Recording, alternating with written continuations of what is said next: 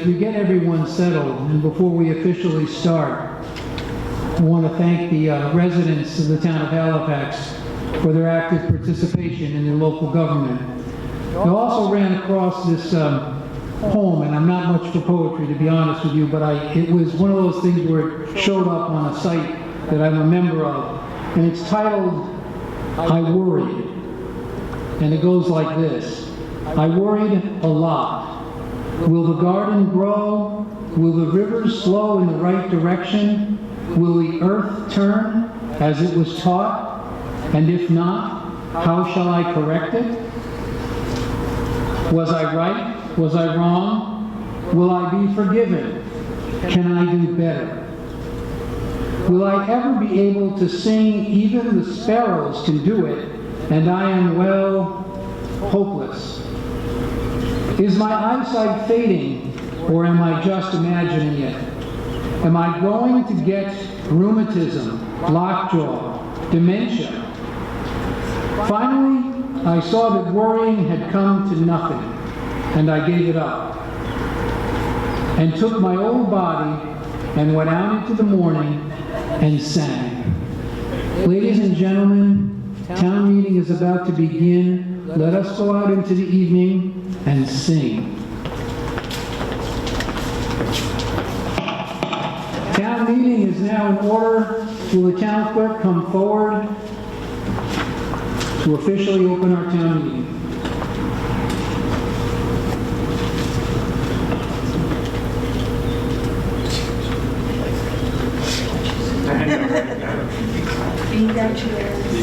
Plymouth, we give the constables of the town of Halifax and the county of Plymouth greetings.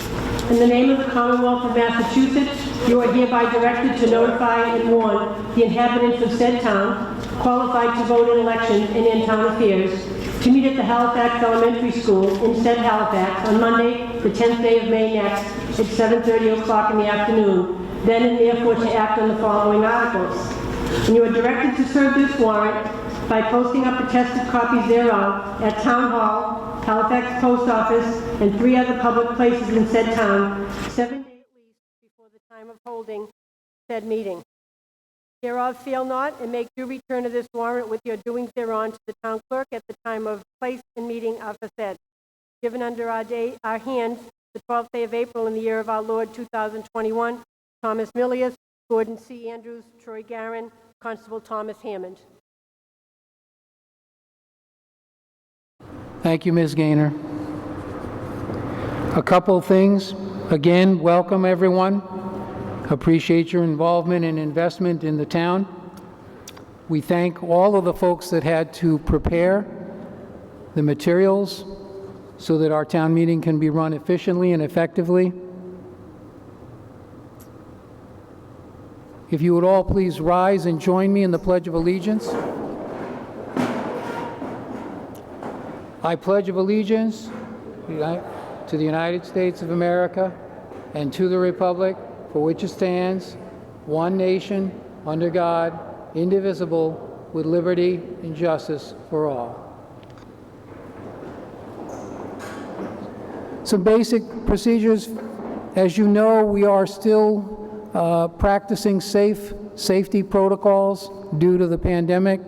We have this room and the adjacent room, which is in the video. Everyone will be given equal access to asking questions and making comments. You will all have, for the purposes of voting, a red and a green sheet. So when you're asked if you're in favor of an article, please display the green or the red sheet. If we do a counted vote, please do not hold them up together. Hold one or the other so that when the counting can be done, because we usually do it from both the front and the backs of the rooms, please hold up just the one for either voting for something green or voting against it red. Thank you. When you are looking to speak, please approach the microphone, step right up to the microphone, speak into the microphone. Please identify yourself by your name and your street address. All questions and comments are handled through the moderator. So if you have a question or are making a comment, please do not engage in conversations with other folks. It's directed here for two reasons. One, so that everyone can hear the conversation, and two, so that we focus on the issues and not personalities or viewpoints in that regard. Please be respectful at all times. There will be no cheering or jeering, so I want you to do something for me. Right now, cheer as loud as you can. No, that's not as loud as you can. Come on, cheer as loud as you can. All right, much better. Okay, now really boo and jeer and hiss and go ahead. Okay, now I don't want to hear either one of those two sounds for the rest of this meeting until the very end, where we will all cheer again, okay? Let's get the business of the town done here. All right. So, as you know, we proceed in regular town meeting through the first 4 articles in order, and Article 4 being the budget, and then after that time, Articles 5 through the end, we will do by a lottery. At 8:30, 8 o'clock, wherever we are in the articles, we will recess town meeting and convene a special town meeting. There are 5 articles. Those will be drawn in the order by lottery. Okay, so does that make sense? I messed that up the first time that I did this, and I don't want to repeat that mistake. Okay. I think we're getting toward the end of this. Each article, as you well know, for those of you who've been here, needs to be moved and seconded, and I will ask for the recommendation of the Finance Committee. Then someone will speak to the article to explain it. If there are any questions regarding the article, we'll entertain questions, comments, either for or against the article. If it becomes repetitive and people are making the same points over, I will ask, is there anything new either for or against the article? And once we see that the conversation is completed, we'll ask for a motion for a vote, and then we'll go through the voting process. Okay. We are ready to begin Article 1, which is a report of the towns. Are there any reports of the town? If I may indulge you, You're going to have to indulge me. stand right on, get right on top of that microphone, sir. If you would indulge me just for a couple of minutes. First, I'd like to welcome everyone again to our annual town meeting, which I'll calculate to be in the town's 287th year. I want to keep this short, so my comments are not going to be any detailed report of this last year. For one thing, it would take much too long, and I'm pretty sure we all remember what this last year was like and would prefer to forget. We would be remiss, however, if we did not take this opportunity to recognize the dedication of all of our town employees during the challenges of this unprecedented year. Our town hall staff worked continuously through the chaos to provide for the continued operation of all administrative services so as to meet the needs of all of our residents. The obvious and most visible efforts were those put forth by our first responders, the public safety personnel, our fire department, and police departments. In the early stages of this health crisis, when no one was certain of exactly what we were dealing with, our first responders were on the front lines responding to calls and administering a myriad of services to residents. Our public safety departments also worked aggressively to obtain the extremely hard to find protective gear and safety equipment we so needed. Our Board of Health was in constant contact with health officials, providing timely updates and advisories, while also working to help businesses operate under the many new and confusing mandates. The Council on Aging continued to provide a much-needed lifeline to our elderly population, including wellness checks, transportation, food, anything within their ability to provide. The building maintenance crew worked nights to clean and disinfect town buildings and town vehicles, so offices could stay open and our essential employees could keep providing vital services while protecting themselves and residents alike. Our highway department, including recycling, continued providing essential services wherever needed. The water department continued to operate and provide safe drinking water for our safety and well-being. Our library continued to provide all the possible services they could, including passing out books curbside to those forced to hunker down. All our boards and committees continued to meet and do business despite the challenges of electronic meetings. Our schools were severely impacted by the developing events. The school committees, staff, teachers, students, and parents had to make many fast-moving adjustments and sacrifices in a very fluid environment. Everyone worked together to provide for our children, with the safety of all concerned being of paramount importance. If I've left anyone out here, I assure you it is not intentional.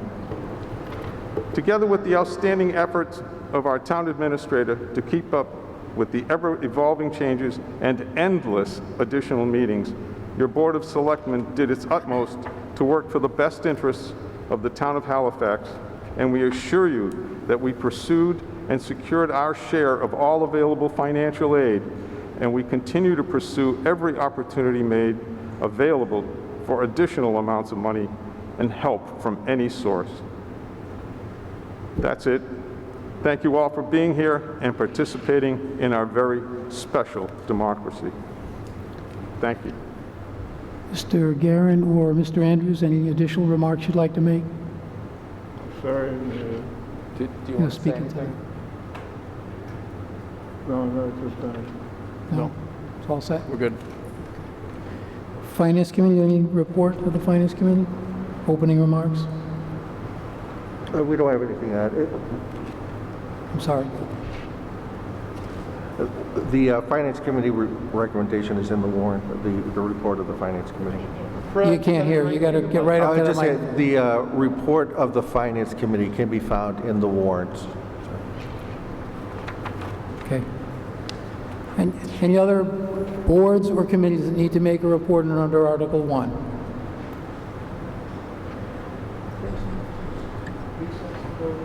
No, it's Article 2. All right. Article 2. Mr. Moderator, I move the town vote to pass over Amendment 1 of Article 2. Second. It's been moved and seconded to pass over Article 2, Amendment 1. You're being asked to take no action on it. The recommendation of the Finance Committee in passing over, The recommendation of the Finance Committee was to pass over. to pass over. Speaking to the article? Explain why we're passing over? I'll speak to the article, Mr. Moderator. We were asked to consider a across-the-board wage increase of 1% for all town employees, based on the fact that we were trying to maintain the $300,000 buffer against the max levy. The Finance Committee was not willing to go into the buffer that much to support that 1% raise. Any discussion on Article 2, Amendment 1? Seeing none, all those in favor of passing over Article 2, Amendment 1, please raise your green cards in the air high, please, so they can be seen. Thank you. Anyone who is opposed to passing over Article 2, Amendment 1? And can you hear us in the other room? In our favorite room? Yes, sir. Okay, how did the vote go there, sir? 7 in favor 7 of passing over. passing over. Okay, Article 2, Amendment 1 is passed over. Article 2, Amendment 2. Mr. Moderator, I move that the town vote to move the police chief from Chapter 35, Section 22-1, H grade 12, to Chapter 35, Section 22-1K, Paragraph 2, Grade U, Unclassified Police Department. Second. It's been moved and seconded The recommendation of the Finance Committee? The recommendation of the Finance Committee is to approve. Okay, speaking to the article? Well, I could speak to the article, Mr. Moderator. Please. The concern was that if we were to have in other words, if we could not come to a contract with the police chief, and again, you'll see the same argument on the following amendments, we would have somebody in an acting capacity that is significantly below the current rate for the police chief. So we didn't want the police chief to basically have no contract and then basically be getting less than like a subordinate. So. Thank you. Any discussion on Article 2, Amendment 2? Seeing none, all those in favor of Article 2, Amendment 2, please signify by raising your green cards. Any opposed to Article 2, Amendment 2? Mr. Gaynor, how are we doing in your room? 10 to nothing in favor. Article 2, Amendment 2 passes. Article 3, Amendment, I'm sorry, Article 2, Amendment 3. Mr. Moderator, I move that the town vote to move the fire chief from Chapter 35, Section 22.1H, Grade 12, to Chapter 35, Section 22.1K, Paragraph 3, Grade U, Unclassified Fire Department. Second. It's been moved and seconded. Recommendation of the Finance Committee on Article 2, Amendment 3. The recommendation of the Finance Committee is to approve. Any further explanation of the article? This situation is similar to what we've just discussed.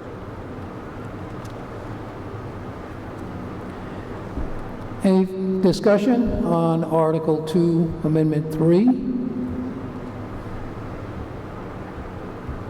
Seeing none, all those in favor of Article 2, Amendment 3 signify by raising your cards nice and high. Thank you. Any opposed to Article 2, Amendment 3? Mr. Gaynor, how are we doing there? 12 to 0 in favor. Article 2, Amendment 3 passes.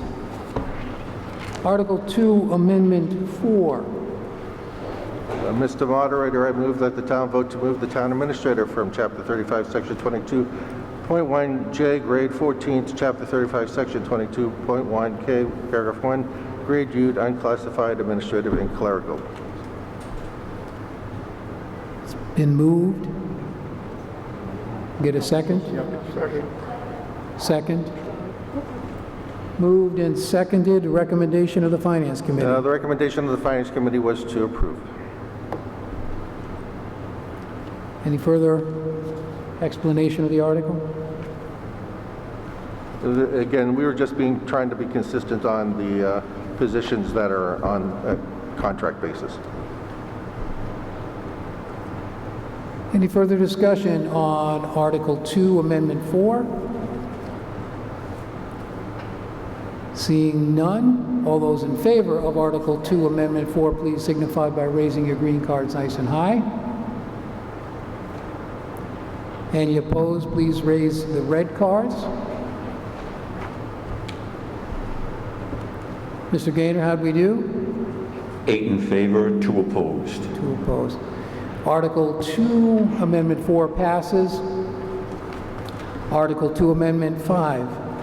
Mr. Moderator, I move that the town vote to pass over Amendment 5 of Article 2. Second. It's been moved and seconded to pass over Amendment 5 of Article 2, meaning taking no action thereon. Discussion or explanation? The Finance Committee recommends that we pass over. Again, our position was that if we were holding the line on no wage increases, then we didn't want to really start playing around with grade position changes. Any discussion on passing over Amendment 5 of Article 2? Seeing none, all those in favor of passing over Article 2, Amendment 5, please signify by raising your cards high in the air. Any opposed, please raise your red cards. Mr. Gaynor, how do we do? 8 in favor to pass over. Article 2, Amendment 5 is passed over. Article 2, Amendment 6. Mr. Moderator, I move that the town vote to establish a $300 clothing allowance for the health inspector in Appendix A. Second. It's been moved and seconded. Recommendation of the Finance Committee? The recommendation of the Finance Committee is to approve. It's to approve. Any explanation speaking to the article? The health inspector had been wearing his own clothes. We wanted to basically, that's not really fair to him. We've looked at other towns. They're all providing a stipend that we thought we would do the same. Okay. Any discussion on Amendment 6 of Article 2? Seeing none, all those in favor of Article 6 Article 2, Amendment 6, please signify by raising your green cards. Any who are opposed, please raise your red card.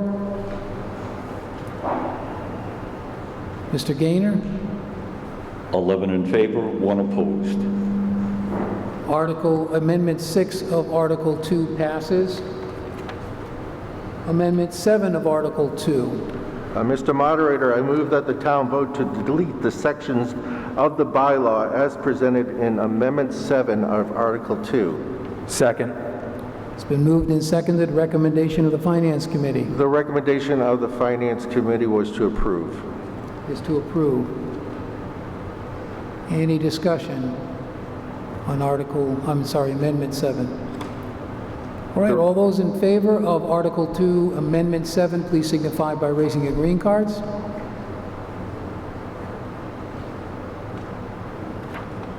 All those who are not in favor of Amendment 7 of Article 2, please raise your red cards. Mr. Gaynor? Passes 11 to 0. Okay. Amendment 7 of Article 2 passes.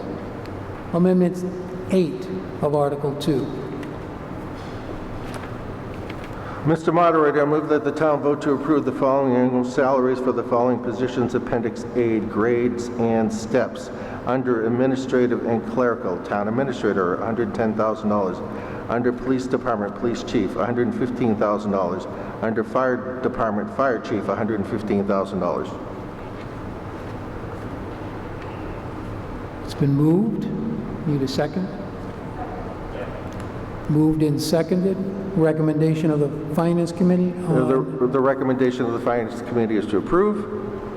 And for discussion, since we talked about in Amendments 2, 3, and 4 of changing to an unclassified position, we then therefore had to come up with a number, and all of these numbers are below current contracts of those people. So, Any discussion on Amendment 8 of Article 2?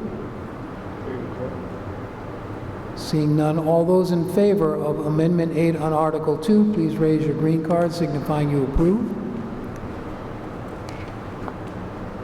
Any opposed, please raise your red cards. Mr. Gaynor? 12 in favor, 0 opposed. Amendment 8 of Article 2 passes. Yes.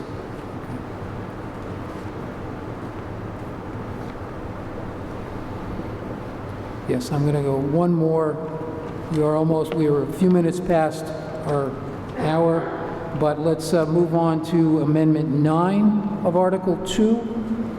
Mr. Moderator, I move that the town vote to establish the position of Building Maintenance Craftsperson as a Grade A position and add stipends for the following licensing and certification for employees of the Building Maintenance Department. CDL Class B, $400 per year. wasting license $250 per year, asbestos $250 per year, lead paint $250 per year, plumber $350 per year, oil burner technician $500 per year, HVAC free on license $500 per year, electrician $500 per year, unrestricted construction supervisor license $1,000 per year. Second. Okay. Moved and seconded. Recommendation of the Finance Committee? The recommendation of the Finance Committee is to approve. Currently, there is a mixed union, so this really wouldn't apply, but at some point, if the union were to dissolve, we want to cover ourselves for these employees. Okay. Any discussion on Amendment 9 of Article 2?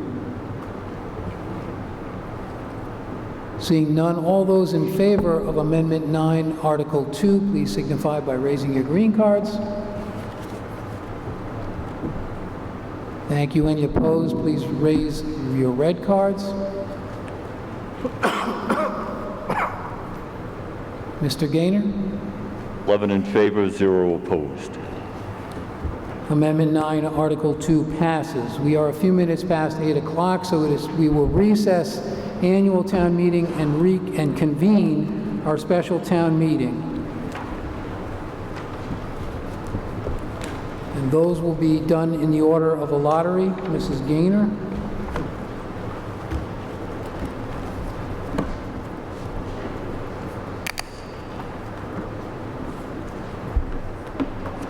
Oh, I'm sorry.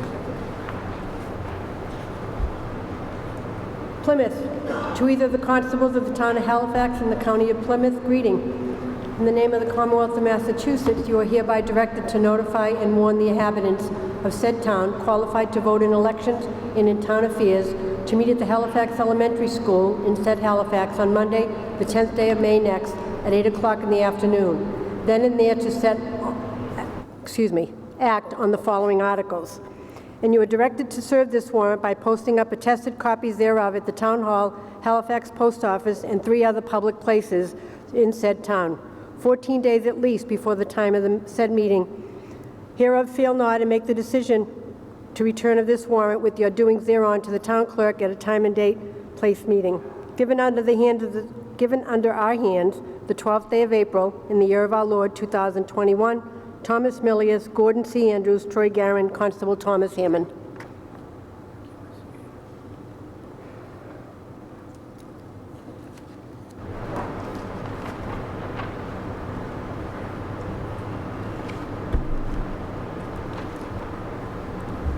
Okay, the first article up will be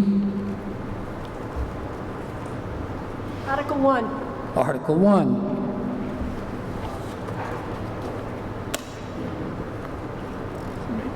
Correct. Article 1 proposed by the Board of Selectmen. Mr. Moderator, Yes, Mr. Garin. I move that the town vote to transfer of 20... I'm sorry, can you hear him?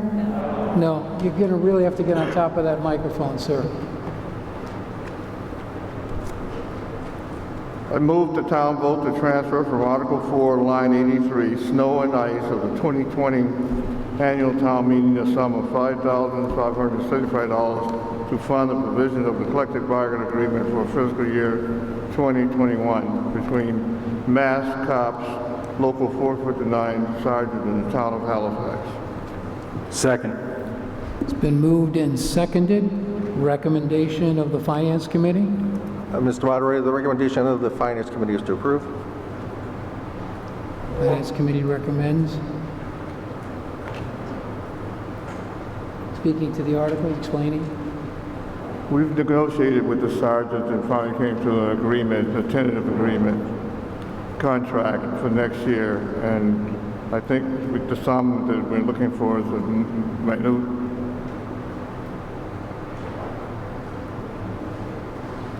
Any discussion on Article 1 of the special town meeting?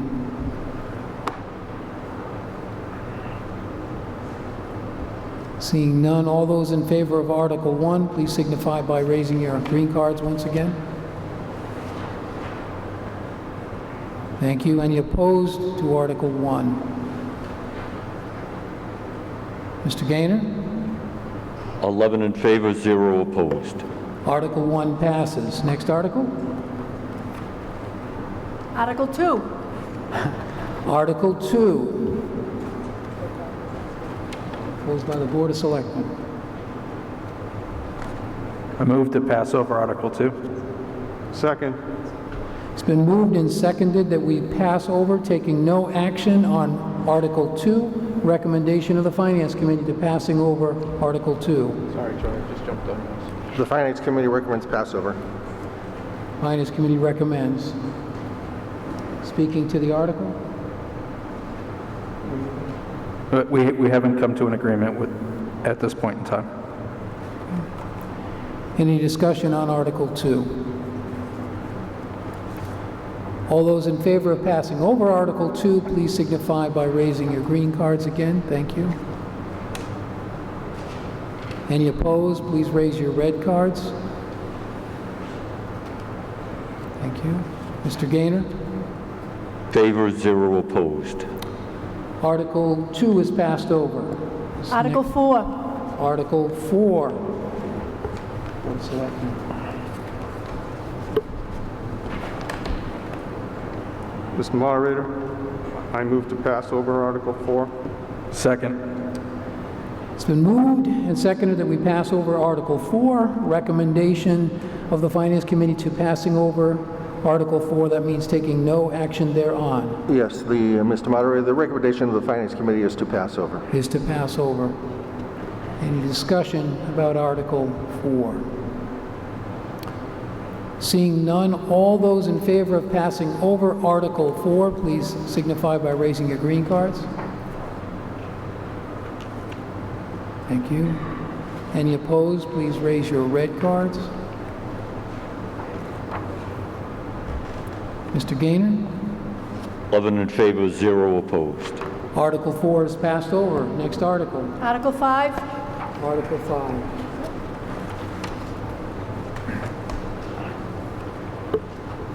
Mr. Moderator, I move that the town transfer from undesignated fund balance the sum of $180,000 for continuing work on improving the water quality of Monpont Pond, including but not limited to eradication of invasive weeds, reduction of algae, monitoring of endangered species, and any related studies. Second. It's been moved and seconded. Recommendation of the Finance Committee to Article 5. The recommendation of the Finance Committee is to approve. Any discussion on Article 5? Any discussion on Article 5, Mr. Gaynor? I should keep asking you that each time, and I didn't. My No indication here. No indication. All right, all those in favor of passing Article 5, please signify by raising your green cards. Thank you. Any opposed? Thank you. Mr. Gaynor? 10 in favor, 0 opposed. Article 5 passes. Article 3. Article 3. Mr. Moderator, I move that the town transfer from Article 4, line 83, snow and ice. No, Tom, I thought we were passing over. Oh, Yeah, I think you're reading the wrong. I'm looking at the wrong page, I'm sorry. That's all right, 3, Article 3. I'm on Article 3. Just said executive session. Oh, okay. The last minute passover. The last minute I passover. apologize, I'm looking at the wrong page here, or an additional page. I'm going to change that, Mr. Moderator, to move to pass over Article 3. Second. It's been moved and seconded to pass over Article 3, taking no action thereon. The recommendation of the Finance Committee The recommendation of the Finance Committee, which was made right before town meeting, was to pass over Article 3. is to pass over. Any discussion around passing over Article 3? Mr. Gaynor, any indication of discussion? No indication. All those in favor of passing over, taking no action on Article 3, please raise your green cards.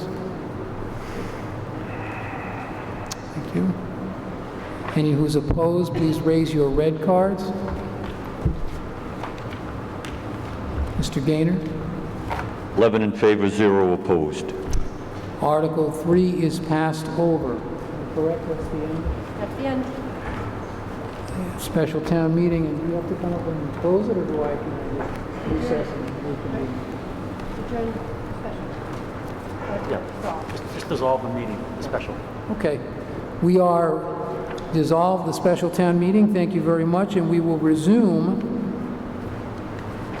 our regular town meeting. We left off on Article 3.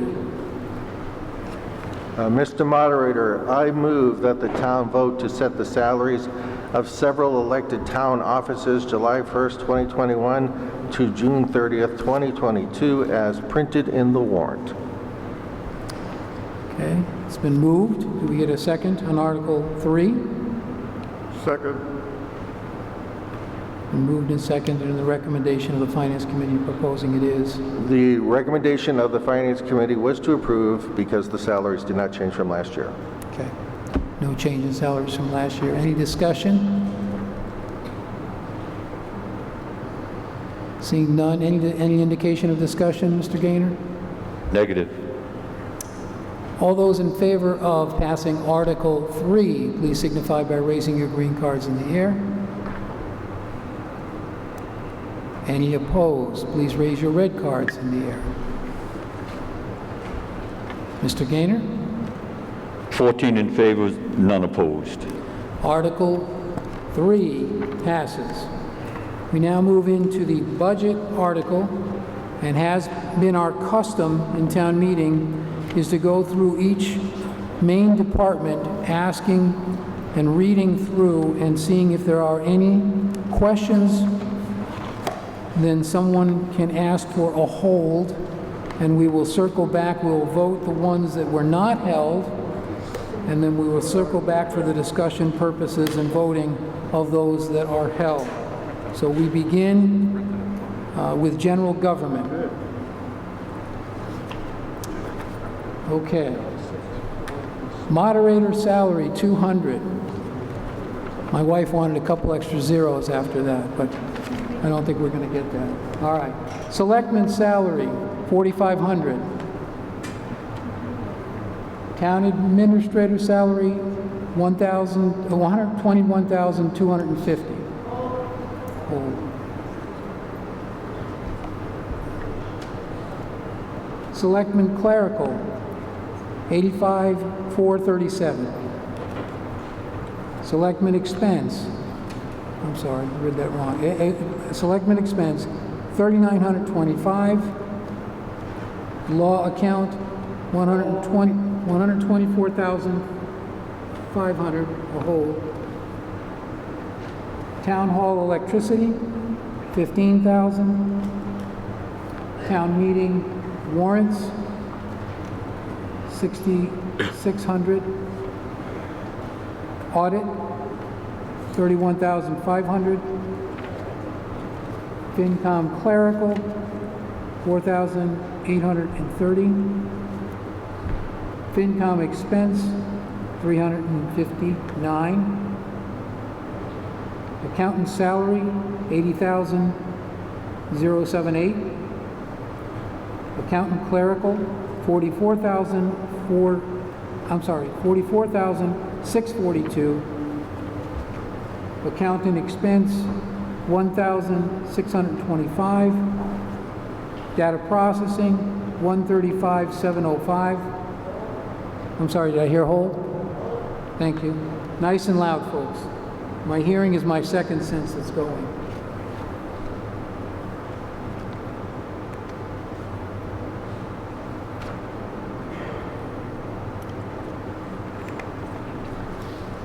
Assessor's salary, 4,500. Principal assessor appraiser, 79,047. Assessor's clerical, 66,443. Assessor's expense, 13,165. Office machines expense, 6,000. Treasurer collector salary, 73,033. Treasurer Collector Clerical, $140,342. Treasurer Expense, $7,500. Collector Expense, $14,850.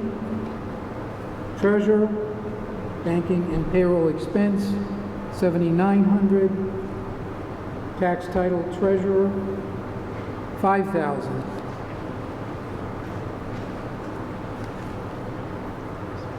Continue on.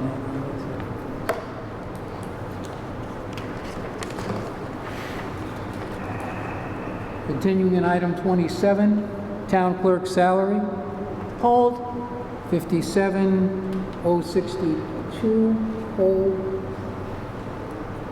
Town Clerk Clerical, 34,772. Town Clerk Expense, I'm sorry, did I do that wrong? I did that wrong. Yeah, Town Clerk Expense, 4,035. Election Register, 11,784. Wage and Personnel Clerical, that's a zero, I assume. Wage and Personnel Expense, 250.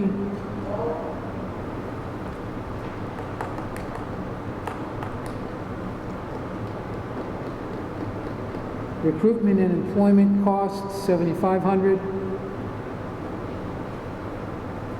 Construction Commissioner Expense, 2,000, I'm sorry. Construction Commissioner Expense, 800. Planning Board Expense, 2,000. Zoning Board of Appeals Expense, 825. Regulatory Clerical, 76,981. Building Committee Clerical, 11,902. Building Committee Expense, 450. Town Buildings Custodial, this is an amended figure. If you saw the handout, the figure is $216,360. Town Buildings Expense, $35,360. Dennis. Excuse me. The town building custodial amount did not change Wait a minute. because Article 3 on the special town meeting was passed over. All right, so the Town Buildings Custodial, is that the one you're telling me? Right. It should be 209,619. Thank you. So that's what was originally printed, correct? Okay, my apologies. Town Buildings Expense, $35,360. Town Building Preventative Maintenance, $52,616. Town Buildings Snow and Ice Expense, $2,000. And that would end general government. So other than I have a hold on 1, 2, 3, 4, 5 holds. Can I get a, can we move motion in a second, just like we did? Yes. To do that? You have to move the general. Move them separate. Yes. Need a motion to accept all of those that were not held under general government? So moved. Moved. Second. It's been moved and seconded. I'm assuming the Finance Committee recommends, given that you guys put this The together. Finance Committee does recommend. Thank you. Okay. All those in favor of those items that were read but not held, please signify by raising your green card. Okay. Any opposed, please signify by raising your red cards. Thank you. Mr. Gaynor, how did we do? 13 in favor, none opposed. Okay, all of those items passed with the exception of the holds. So I have a hold on item 3. Town administrator salary, $121,250. Mr. Moderator, Yes. Article 3 line item number 3, the amount of $121,250. This is a contract position, and we are basically just following what it was written in the contract from a previous year. Again, can people hear him? No, we all need to do Fred? better. Speak up. Yeah, Want me to repeat it again? Yes, please. Okay. please, yeah. Yeah, Mr. Moderator, on line number 3, the town administrator salary, and the amount of $121,250. Again, we voted to not increase any wages. Unfortunately, this is a contract position for a contract that was written in a previous year. It was not written this year. Hence, the Finance Committee is just approving it because, again, it was a contract that we agreed to in a previous fiscal year. The person who held the item want to raise a question?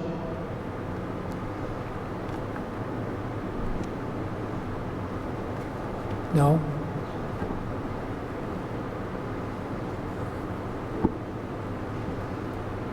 We have to do this. So,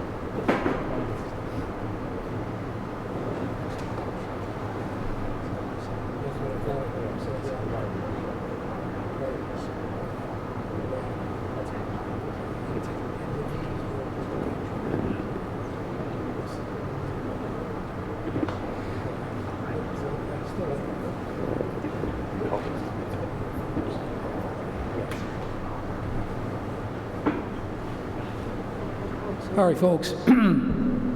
So with item 3, after that explanation, I need all folks who are voting to approve item 3 to raise your green cards.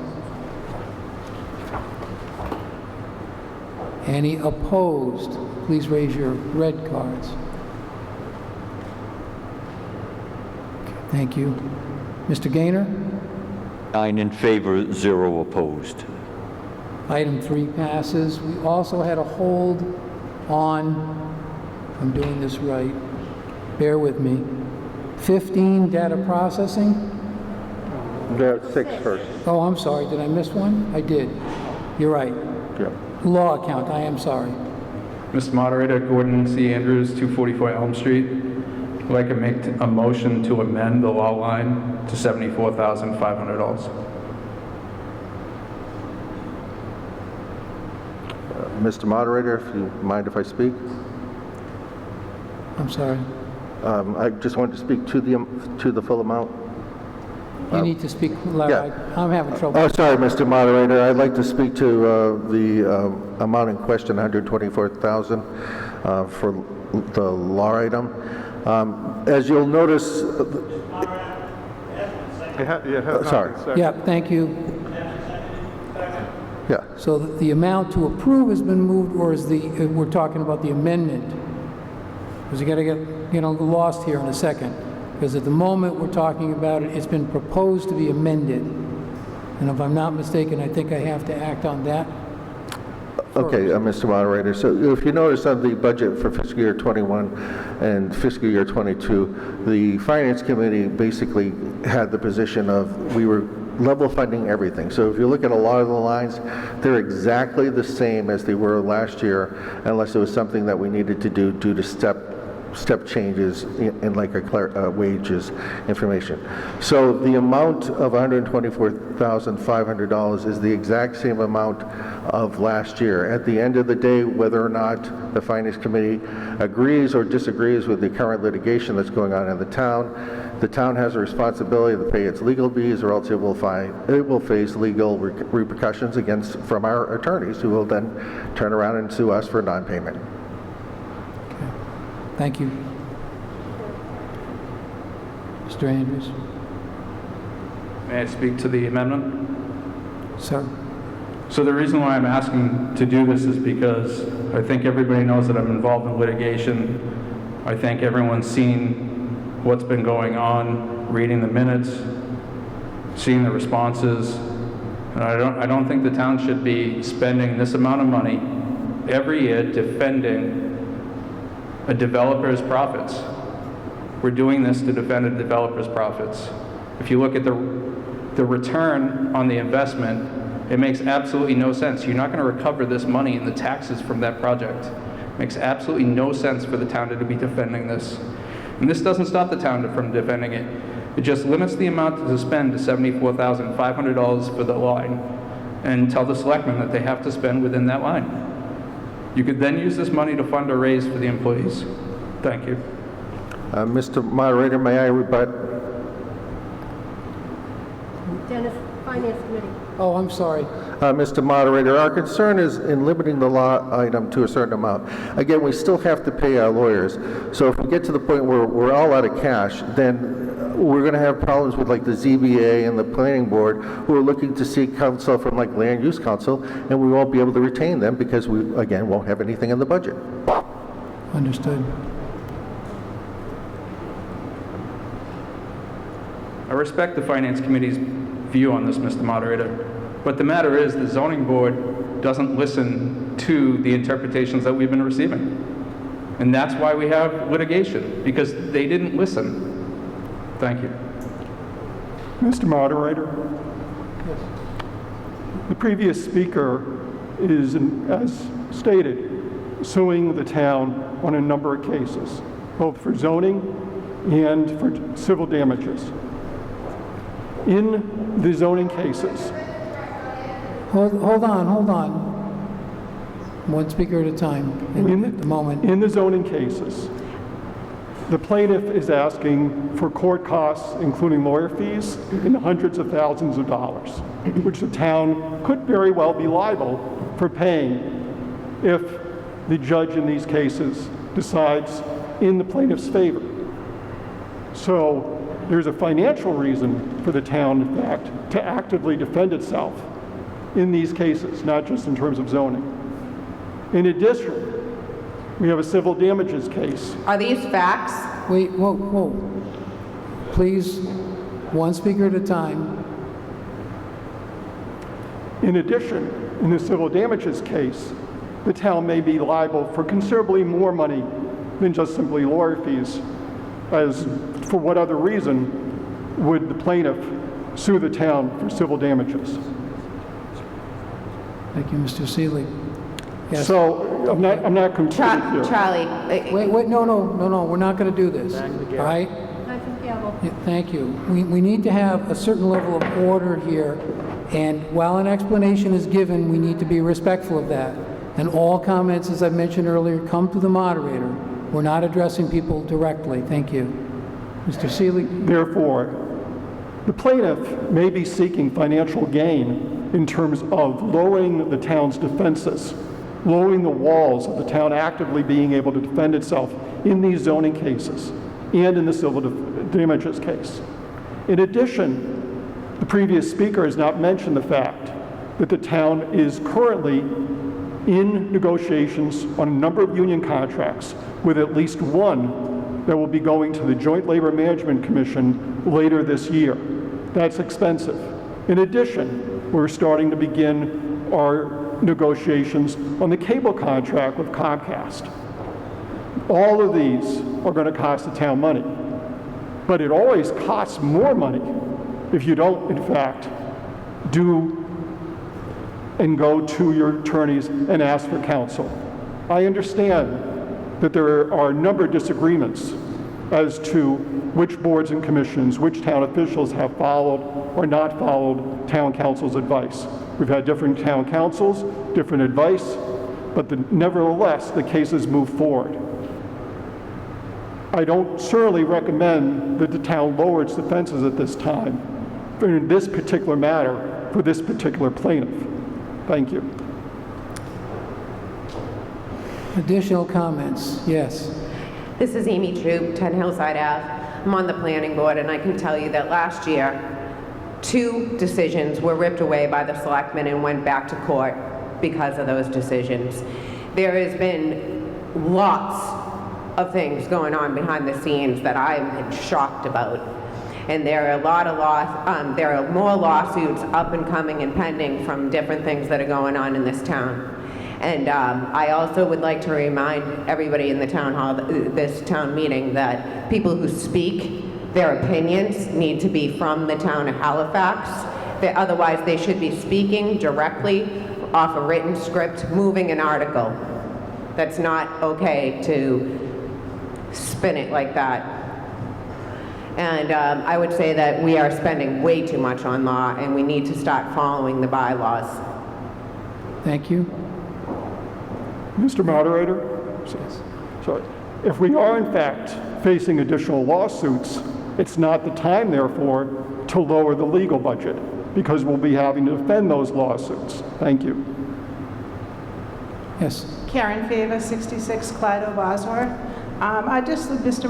Moderator, like to say, why don't we have the townspeople make a decision? The judge has already made a decision twice on that lawsuit for that person that spoke, and we ignore that and fire the attorney. Why are you wasting our tax dollars? Hold it, come on, please. Let's finish. Let's vote on, have the decision made by the judge and follow it. That's what the law is. Mr. Moderator? That's what we did. Mr. Seeley.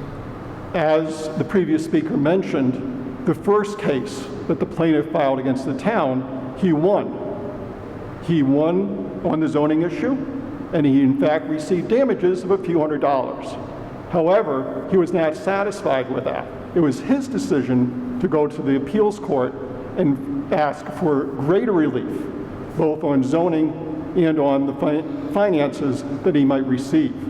The second case that is currently right now in land court is based on new decisions by the Planning Board and the Zoning Board of Appeals. That case right now is in what's called discovery. At some point later this year, it may be decided, but nevertheless, we're moving forward on that case. Moderator, we have a gentleman here on the Access Building that would also like to make his opinion known. Yes, sir. Go ahead, Mr. Gaynor, and then. Pete Parslin, I'm a Halifax resident. Regardless of what boards I'm on, I think it's a pretty reckless decision to not continue to fund any legal defense of the town. It seems like any legal defense we would have come from this line, and to defund it would be, regardless of whatever decision was made years ago that someone is fighting, it would be reckless to not fund the defense of the town and then be penalized for that lack of defense. It seems reckless to me. Thank you. Any other comments? Yes. David Marcio, 16 10th Ave. What was reckless was when Mr. Andrews appealed to the building department to start this whole off. Everything should have stopped right there. Instead, it had to go into litigation, and this is the reason why we're here. So the building department and ZBA didn't listen to the bylaws or that attorney, Mr. Seelig. So we're going to waste more town money. We got to stop it now, okay? Thank you. Thank you. Any additional conversation in your room, Mr. Gaynor? No further indication here. All right, we have, as I understand this, a motion for an amendment to reduce the amount by $75,000. And I believe did I hear it be seconded? It was moved and seconded. So what we first need to do is act on the amendment to the law account to amend it to did I hear 74,000?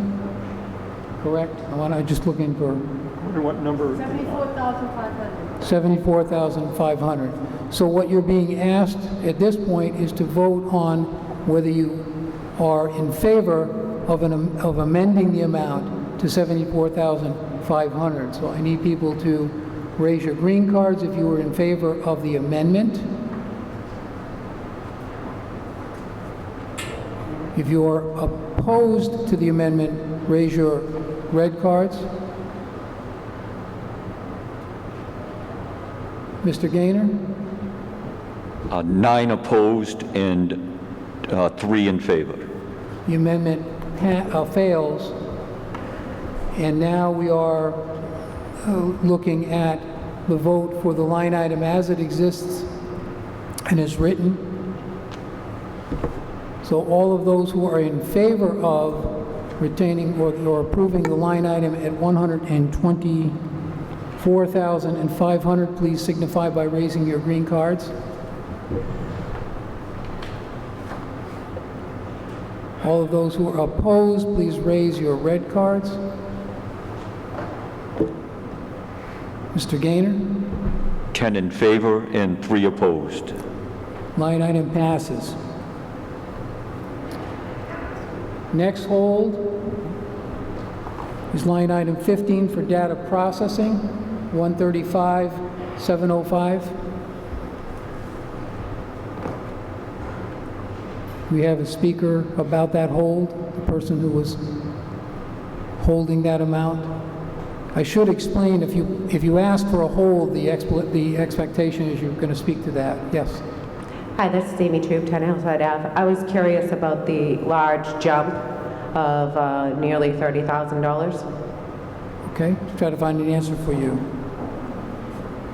Mr. Moderator, I can speak to that. Again, the goal was to attempt to maintain the exact amount from the previous thing.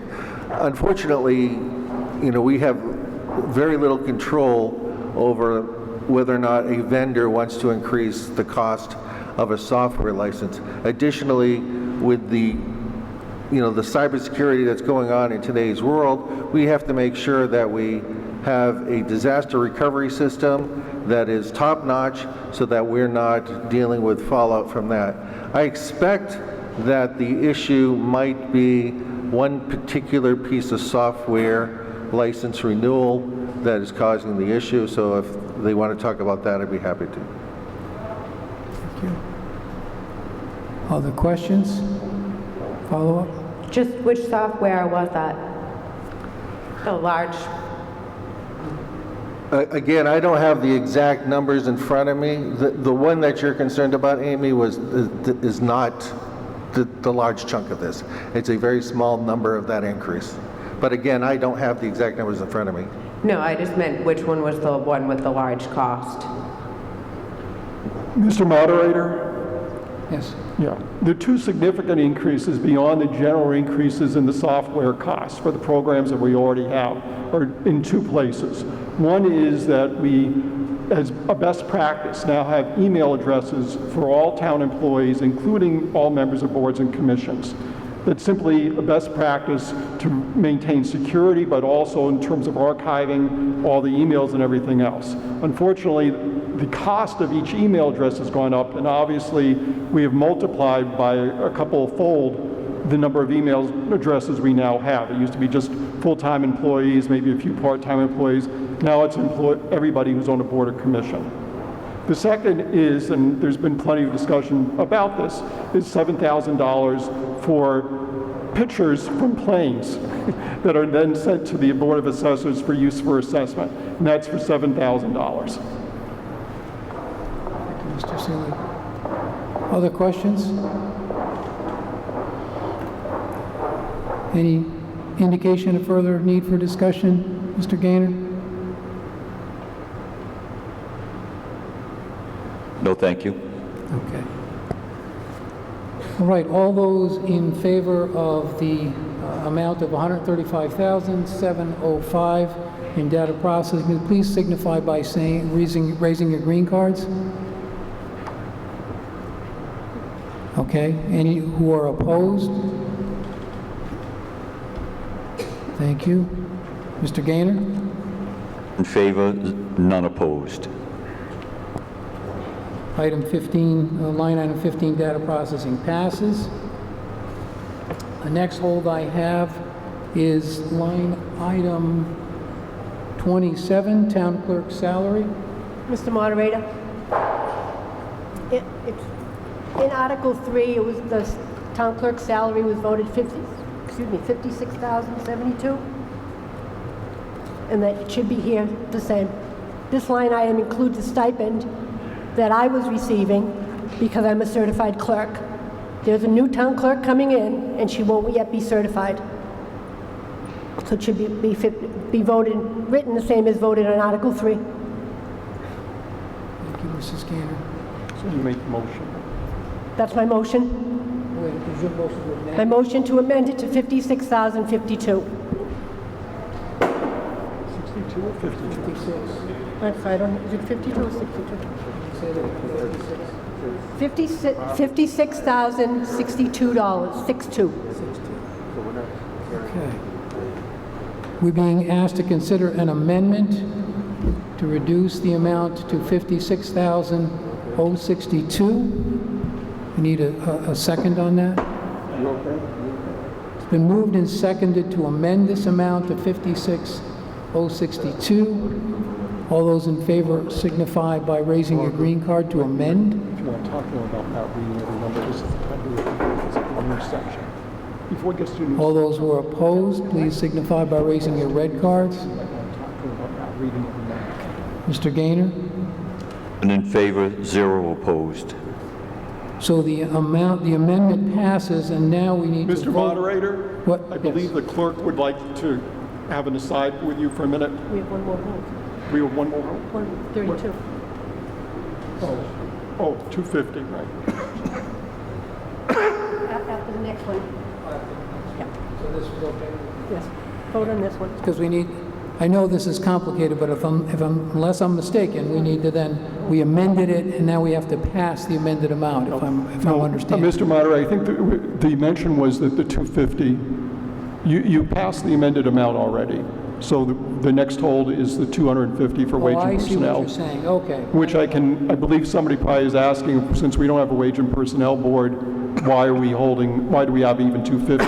It's for the membership for the Finance Committee and the Board of Selectmen in the Massachusetts Municipal Human Resources Association. Understood. Any other questions about that, the person who put a hold on the 250? Yes, I was just wondering why it would still be a wage and personnel area that we would fund it from. Why wouldn't we move it to a different account since it was a selectman's cost? Instead of where we got rid of wage and personnel last year, why would we still have that line? Okay, thank you. Try to find good answers. It could serve in any of those line items, but at this point, we've already approved both the Selectmen and the Finance Committee line items. So if the suggestion is for fiscal '23 that the $250 cost be moved to a different line item, different budget for fiscal '23, that's certainly a good idea. Okay.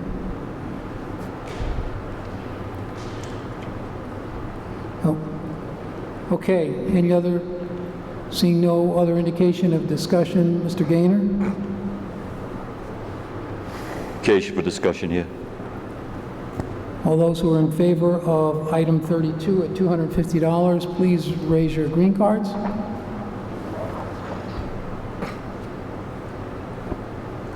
Anybody, thank you. Anybody who is opposed, please raise your red cards. Mr. Gaynor? And in favor, 0 opposed. Okay, line item 32 passes. Yeah, okay. We're going to take a momentary break.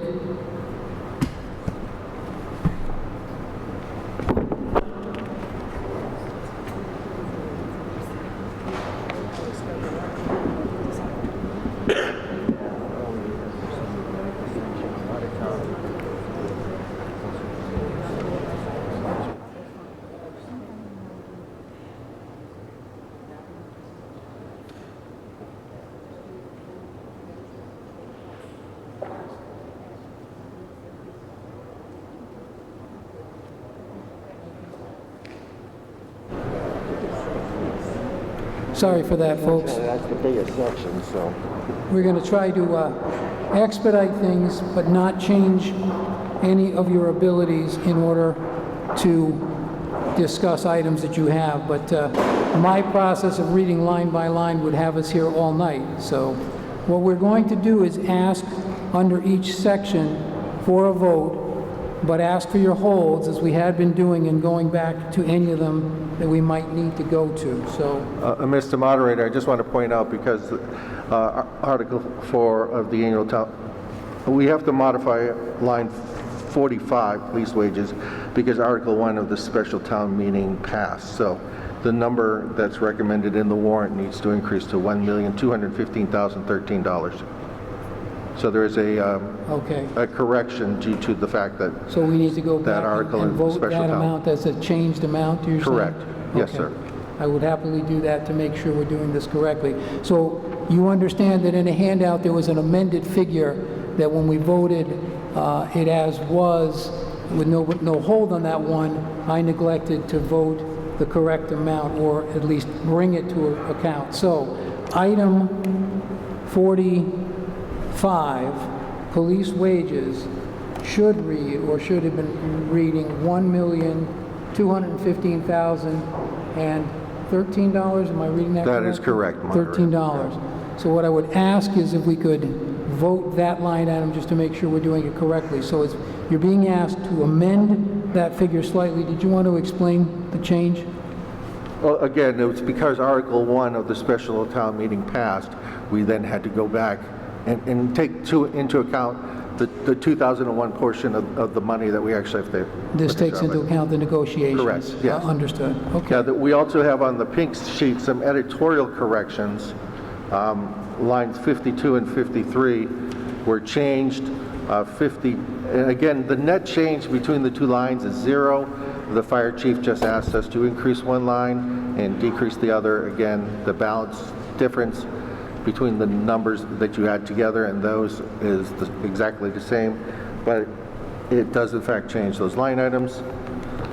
And then line 76 on highway also has a change, only because we were just recently notified of an individual that is retiring, and we need to put in the additional amount for the vacation payout. Okay, but we haven't gotten to those items yet. Yes, All right, all of those editorial changes are on the pink Right. sheet. Just, I need to be alerted, and I had notes to myself, and I skipped right over them, so my apologies. So, if you would be so kind, line item 45 for police wages is being recommended to be amended to $1,215,013. So I need folks to vote. If you're in approval of that amount, please signify by raising your green cards. Thank you. For those of you who are opposed to that, please raise your red cards. Thank you. Mr. Gaynor? 12 in favor, 0 opposed. Okay, line item 45 passes. And again, my apologies. You're going to be so glad that I'm not doing this the next time. You really are. All right. So, lost my place. Where am I? Here we go. Public safety. And there is, and that's the one you were telling me about. Oh, okay. Actually, I could have done this better, couldn't I? I thought we had already gone over this and went back. No, we haven't. We still have to do Okay. 45 All right. through... So, are there any holds on any of the line items under public safety police? Seeing none. All of those in favor of the total police budget of $1,487,347, please signify by raising your green cards high. Any opposed? Mr. Gaynor? 14 in favor, 0 opposed. All right, police budget passes. 50. All right.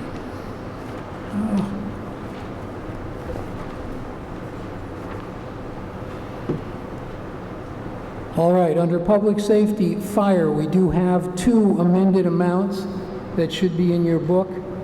Line item 52 should read $43,366. Line item 53 should read $1,040,560. Do I have that correct?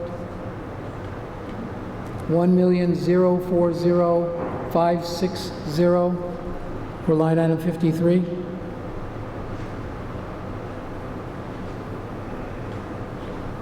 Yes, just double checking that on. Yeah. Any holds on public safety fire? Any holds in your room, Mr. Gaynor?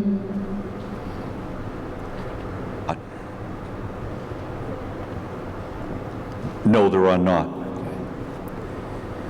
All of those in favor of the total budget for fire at $1,420,434 with the amended figures?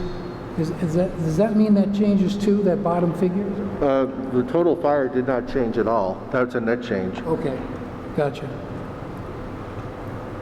All right, all those in favor of public safety fire, please signify by raising your green cards. Thank you. Any opposed, please raise your red cards. Mr. Gaynor? 14 in favor, 0 opposed. Budget for public safety fire passes. Public safety, other public safety. Any holds? Total public safety, $3,189,844. Are there any holds? 51? 61? We're not down there yet. And did you say 62 as well? 66.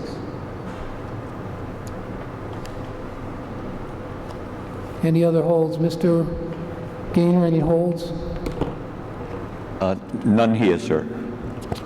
With the exception of items 61 and 66, all those in favor of public safety, other public safety, please signify by raising your green cards. Thank you. All those who are opposed, please raise your red cards. Mr. Gaynor? 1 in favor, 0 opposed. Okay, item passes other than the 2 holds. So, line item 61, question on the hold? Karen Favor, 66 Clyde Bosworth. Just want to know what the increase is if we did not give a wage increase. Mr. Moderator, that would be a step increase. Okay. Everybody who's under a wage and personnel, or for that matter in a union contract, if they're eligible for step increases like from step 1 to step 2 or step 4 to step 5, those have been included in the budget for fiscal 22, and that's one of these. Who approved that? Mr. Moderator, I'm a little confused about the question. It's pretty clear. Who approved that raise? The steps, you're asking about the steps, Mr. right? Moderator, Yeah. I can better answer that. It's in the town's bylaws state that as long as satisfactory evaluation is done, and that would have been through the Board of Selectmen, then the individual receives the step increase. Thank you. Okay, thank you. Hold on item 66.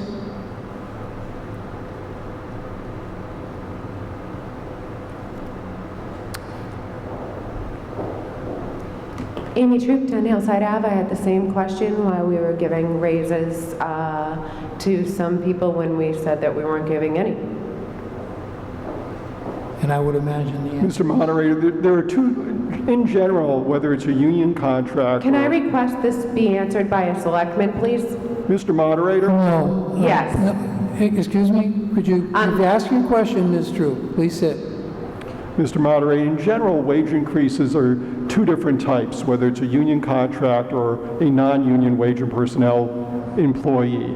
Either it's a step increase, and that's set in the wage and personnel bylaw or in the contract. There may be certain conditions associated with a step increase. We talked about performance evaluations and whether they're satisfactory or not. The unions may or may not have something like that. Those are by law.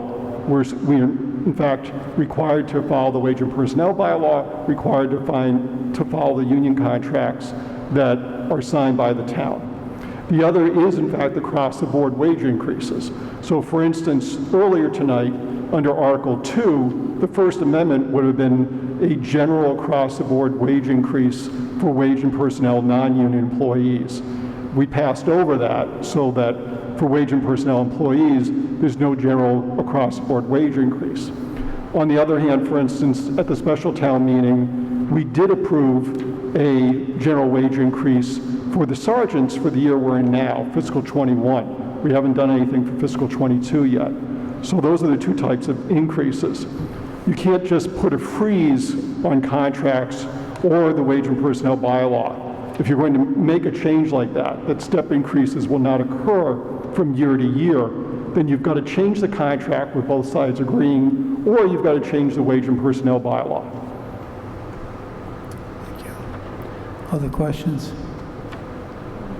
Yeah, I just have a question in regards to this line 66.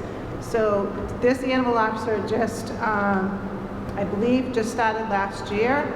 So there's a $3,500 step increase. Is that what you're saying, or am I missing that? Is it something different? Mr. Moderator, Yes. I believe we regraded that position, if somebody could confirm that. So the previous year, back in September, and the town accountant's nodding her head also, that we regraded the position, I believe, from grade 4 to grade 8 back in September. So that was the resulting change in the wage rate for that position, and it shows up now as that difference in the budget between fiscal '21 and fiscal '22. Any other questions? Yes, ma'am. Sorry. Jeff Bolger, Brandeis Circle.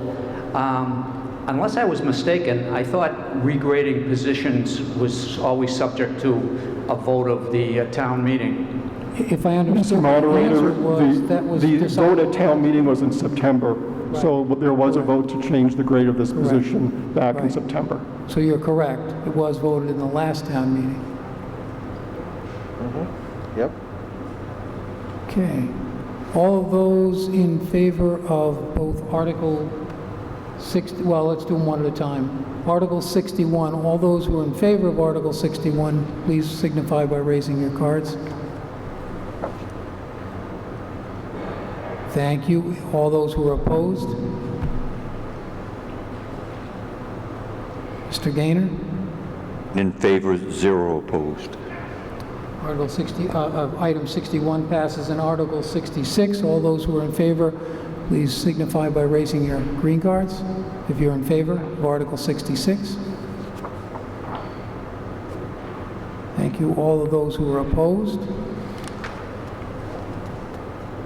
Thank you. Mr. Gaynor?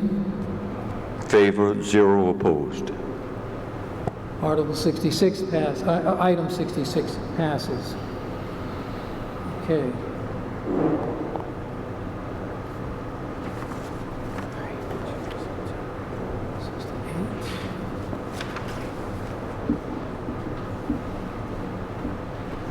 Schools.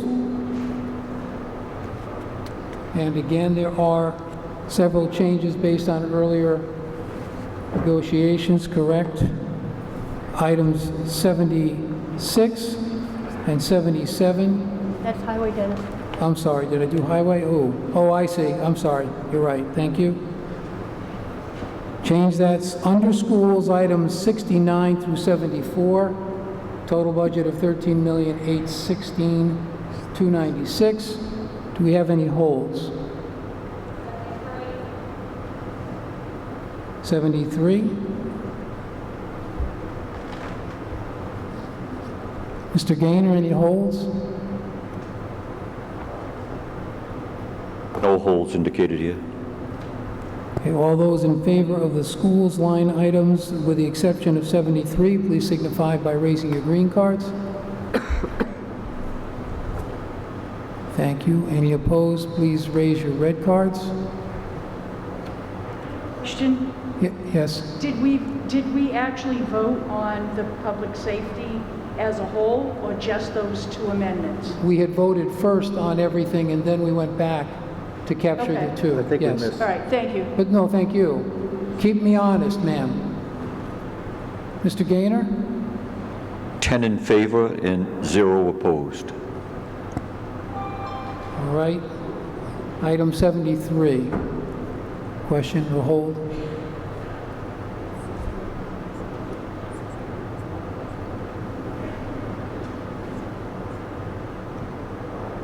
Mr. Moderator, Paula Hatch, Oak Place, Chair of the Silver Lake Regional School Committee. I would respectfully ask that we put back in the budget the amount that the school committee voted, which is footnote D.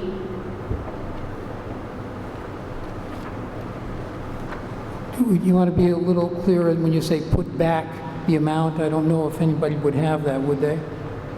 Yeah, footnote D shows that the Silver Lake assessment that was voted by the school committee for Halifax equals $4,856,082. Second.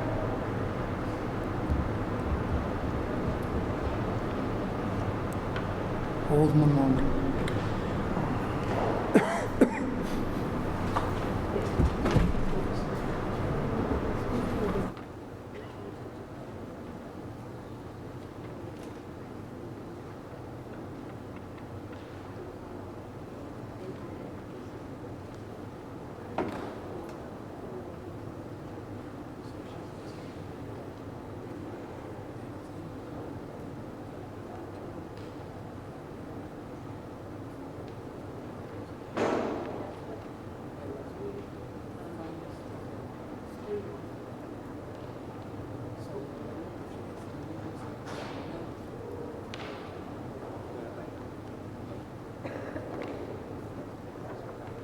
All right, it's been moved and seconded to amend that figure. Do you want to speak to that amendment, please? Yes, please, just for a moment. The school committee and the administration spent a lot of time, as we do every year, coming up with a reasonable budget. We went through several iterations. We made significant cuts. The budget that we put forth is just over 2% increase. It's a very reasonable budget. There are no luxuries in it. And the other two towns, obviously it's a regional school budget, the other two towns are supportive of the budget overall. Thank you. Should be asking for the Finance Committee's recommendation on the amendment, should I not? You need to... There we go. Can you hear me now? Better. Okay, the school budgets came in originally at $701,000 increase. The additional amount that we can get by property tax increases is $435,000, with new growth being $535,000. So the $701,000 that the schools, both the elementary and the Silver Lake wanted, would dwarf any new growth, and we would have had to literally cut into that buffer that we were talking about. So we had the position of holding that $300,000 buffer. Additionally, there were items in the school budget that we were not comfortable with. Again, they talk about, we went ahead with a 2% increase. The assessment to Halifax would have been 4.8% increase. And some of the stuff in there was like $6,000 for high-speed cameras for monitoring football games and subsidizing football because of lost revenue and COVID. Again, since we were making Halifax Elementary go to a 2% increase, symbolically we did the exact same thing at Silver Lake. Now, the Finance Committee is well aware that Kingston and Plimpton can vote for the full amount, at which point we're on the hook for that. So it may be a meaningless gesture, but the bottom line was our position was not to cross the $300,000 threshold, and that's why we voted that amount. Did I understand from the prior speaker that the votes had happened already, or that the recommendations are being made to the other towns? So the Finance Committee would not recommend the full amount. Would not. Okay. Finance Committee. Yes, sir. Mr. Gordon Andrews. Gordon Andrews on the Silver Lake School Committee. So some of the issues with the budget that we have at Silver Lake is we saw a reduction in net state aid. We saw a reduction of around $160,000 because of the number of students going to charter schools and the reimbursement rate for the charter schools. So while our budget was a reasonable increase, I understand the Finance Committee's perspective on a couple of items. But as our state aid goes down, the percentage to the town is going to increase at a faster rate than what the town is going to be able to move forward with. And I understand the Finance Committee's perspective. The problem is that we need to continue to fund the school that we have there now. We are going to, if the town meeting votes not for this amendment, we're going to be back here in September again, approving it after Kingston and Plimpton move forward with their votes. Just to be clear, and so that people are understanding this, assuming the vote goes for the budget, right? Because we Yes. don't know that yet. Correct. Okay, just to clarify. Thank you. Any other questions or discussion? So we have a motion a motion to amend, and it's been seconded. Finance Committee not recommending. So what I need is all in favor of the amended amount, and can we read that again, because I'm still not seeing the amount. The 4,800,000. 856,082. 4,856,082 082. is the amount. So you're being asked to support an amendment. So all of those who are in favor of increasing the amount, please signify by raising your green cards. Okay. All of those who are opposed about the amendment. Thank you. Mr. Gaynor? We have 2 in favor and 8 opposed. The amendment fails. Now we're asked to move. Do you have a question? Point of order. Yes. I think we missed one line. After public safety other, we have dispatch services. I don't believe that that was actually voted on. Okay, hang on one second. Thank you. So it was under, say that again? Under public safety other. Oh, communicate dispatch services, yes, okay. Let me finish with this one item. I believe we still have to vote the held figure in this line item, right? Yes. If we voted Yes. down the amendment. Yes. we still have to vote Yes. it. Okay, so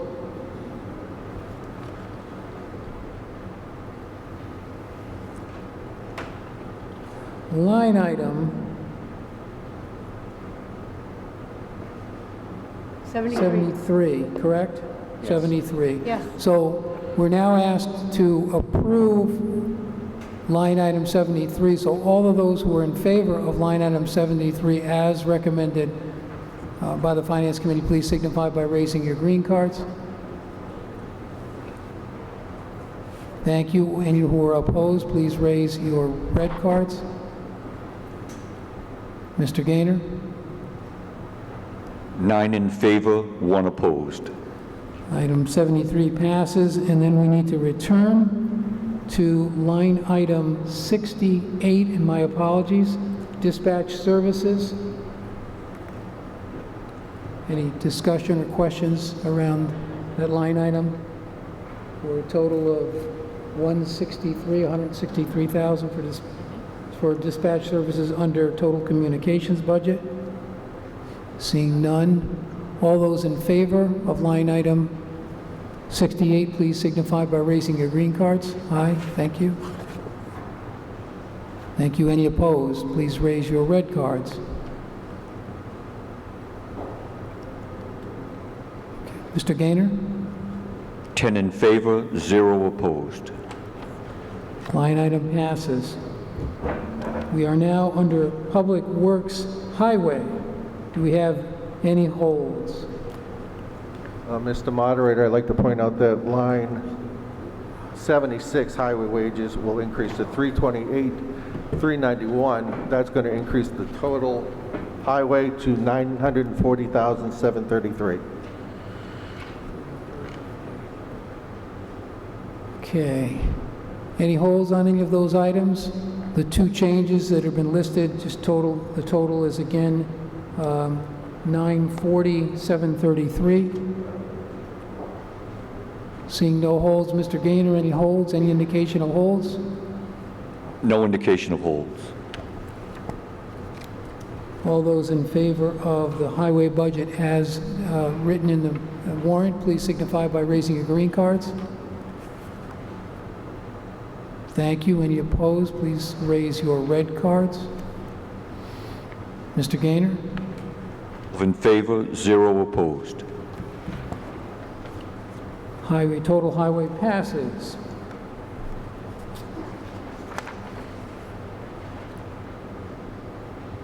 To 89, right?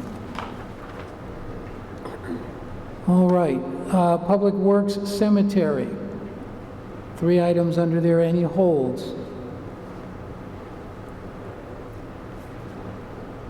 Total budget of $86,534. All those in favor of Public Works Cemetery, please raise your green card signifying approval.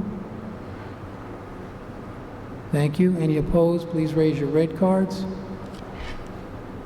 Mr. Gaynor? Favor, 0 opposed.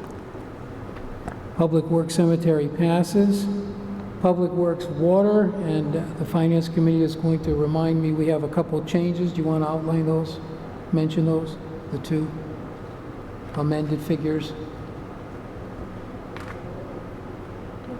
No, those are no changes, right? No? That's- I have that was- 93 and Article 3 was 94. passed over in the special warrant, so there are no changes. Okay, so these aren't changed? That is correct, Mr. Okay, Moderator. we revert, thank you. We revert back to the original. Any holds on Public Works Water, items 92 to 102? Mr. Gaynor, any indication of holds? No indications of hold. All of those in favor of total water budget, $793,386,000, please signify by raising your green cards. Thank you. Any opposed, please raise your red cards. Mr. Gaynor? Favor, 0 opposed. Total water passes. Next set of line items, Public Works Solid Waste Management, line items 103 to 108, total budget of $411,014. Any holds? Seeing none, Mr. Gaynor, any indication of any holds? No indication of holds. All of those in favor of Public Works Solid Waste Management, please raise your green card, signify that you approve. Thank you. Any who are opposed, please raise your red cards. Mr. Gaynor? 12 in favor, 0 opposed. Public Works Solid Waste Management passes. Line items. Health and Human Services, line items 109 to 122, total budget of $571,048. Any holds?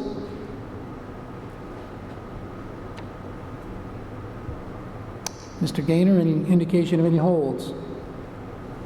Indication of holds. Those in favor of Health and Human Services budget as listed in the warrant, please signify by raising your green cards. Thank you. All of those who are opposed, please raise your red cards. Mr. Gaynor? In favor, 0 opposed. Total Health and Human Services passes. Line items 109 to 122. Culture and Recreation, line items 123, let's just carry on, to 140. Total Culture and Recreation budget, $595,430. Are there any holds? Any indication of any holds, Mr. Gaynor? Indication of holds. All of those who are in favor of the Culture and Recreation, line items 123 to 140, totaling $595,430, please raise your green card, signify that you approve. If you do, thank you. Any of those who are opposed, please raise your red cards, signifying you do not approve. Mr. Gaynor? 10 in favor, 0 opposed. Total Culture and Recreation passes. Next line item is under debt service, number 141 through, goes on to the next page, doesn't it? Oops, sorry, folks.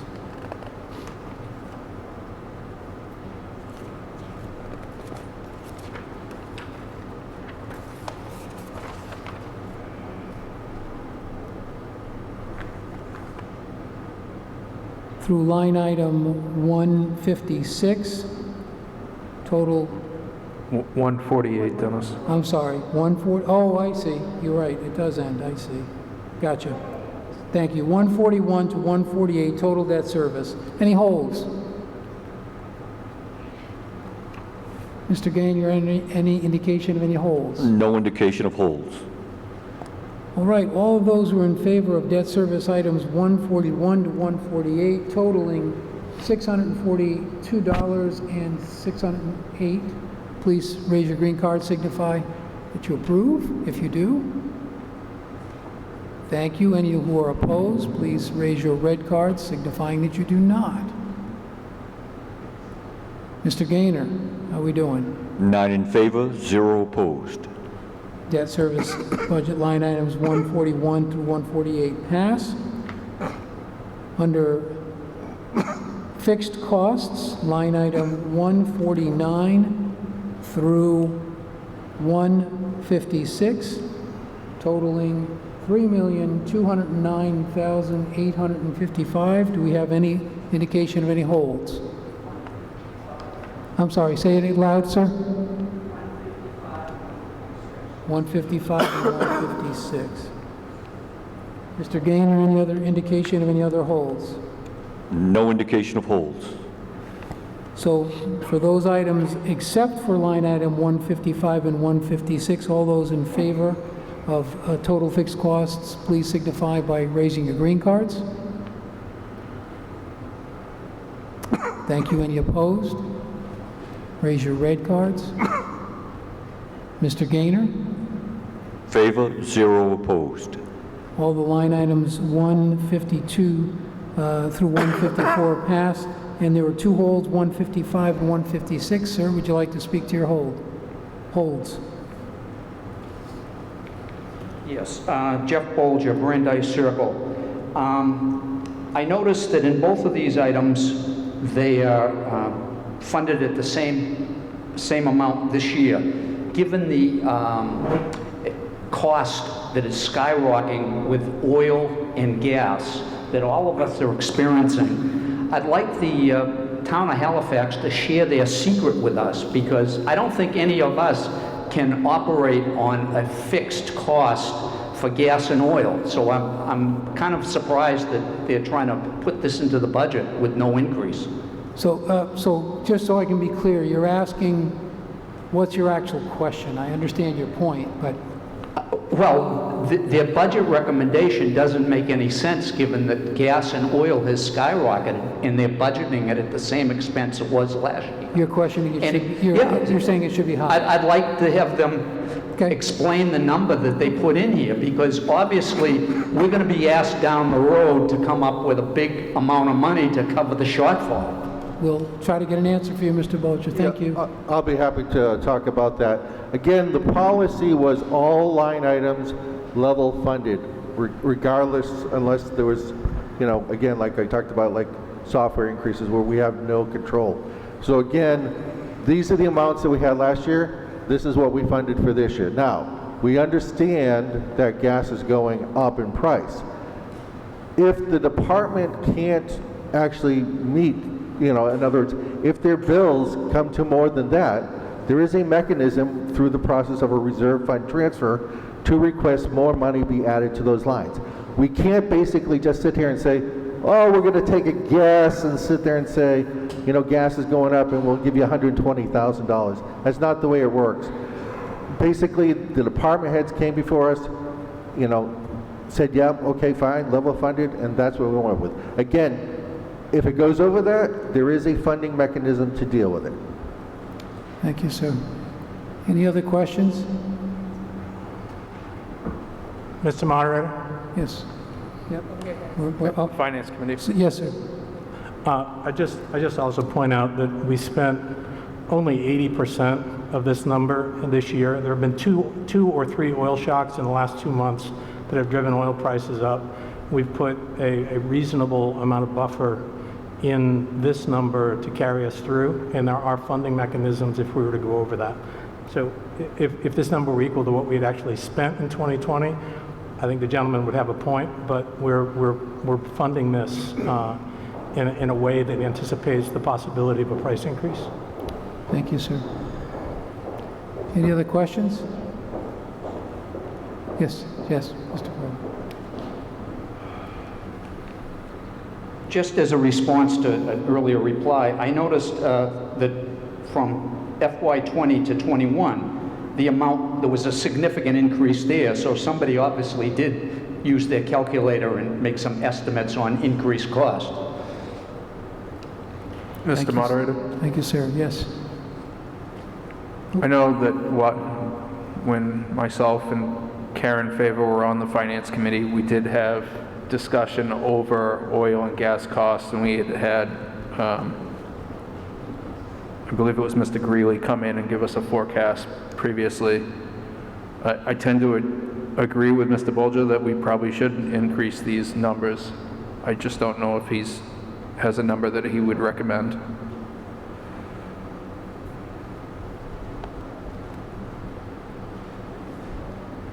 Any other discussion?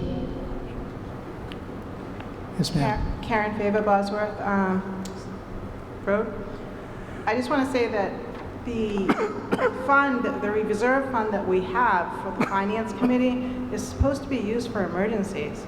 And if this is something that we know now, I don't forecast that be an emergency, because if we truly have an emergency, those funds won't be there. Thank you. Yes, Sandy. Sandra Nolan, Town Accountant. Just each year we have an excess in this account. We haven't lowered it significantly in the last few years because we know that gas prices and oil prices fluctuate a great deal. The last couple of years we've been able to actually use some of the excess for the special town meetings, things like that. I did look at the amount that has been spent so far this year when calculating whether we would need more. I did speak with the highway department and the building maintenance department on when the last deliveries were.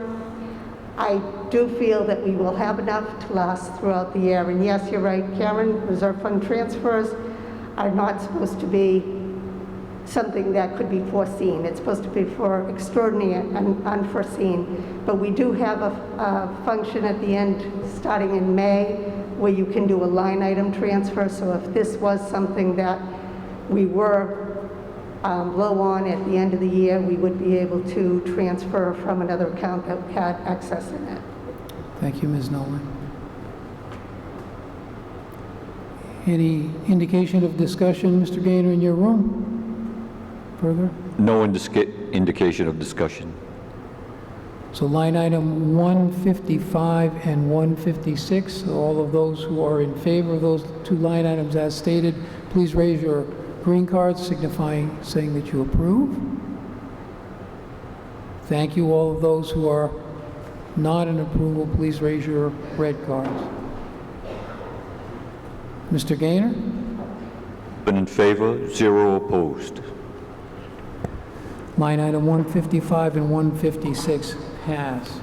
Am I correct? That's the end of it? That's it. That's it. Better move on. All right, folks, thank you for your input and discussion. Article 32.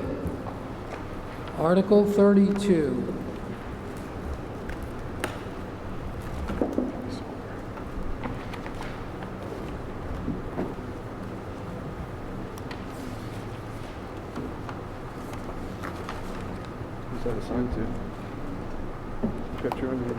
Proposed by the School Building Committee. This me?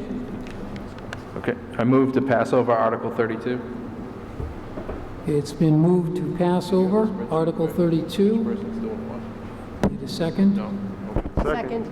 It's been moved and seconded to pass over, therefore take no action on Article 32, the recommendation of the Finance Committee to pass over Article 32. The recommendation of the Finance Committee was to pass over Article 32. The reason is that we're expecting to do a fraud assessment, at which point they will be recommending a system, so we felt that it made no sense to purchase a system now for asset management whenever we get the fraud assessment done, they might recommend something else.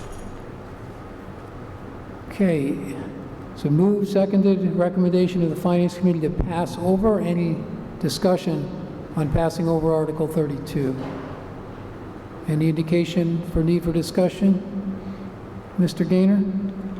Indication for discussion. All those in favor of passing over Article 32, please signify by raising your green cards. All of those who are opposed, please raise your red cards. Mr. Gaynor? In favor, 0 opposed. Article 32 is passed over. Next article. Article 25. Article 25.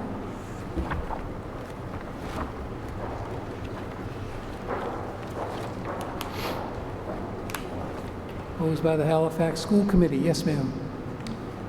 I move that the town vote to transfer from undesignated fund balance the sum of $18,600 to install central air conditioning in the tech lab and art room at the Halifax Elementary School. Second. It's been moved and seconded. Article 25, recommendation of the Finance Committee. The recommendation of the Finance Committee was to recommend.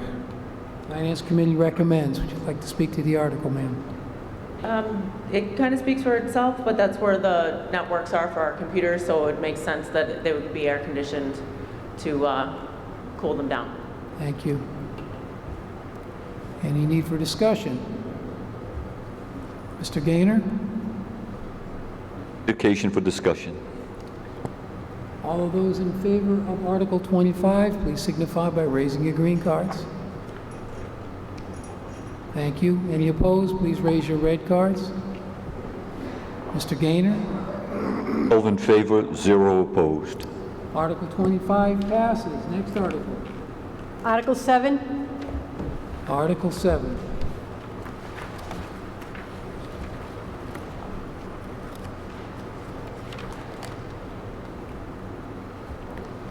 I move to pass over Article 7.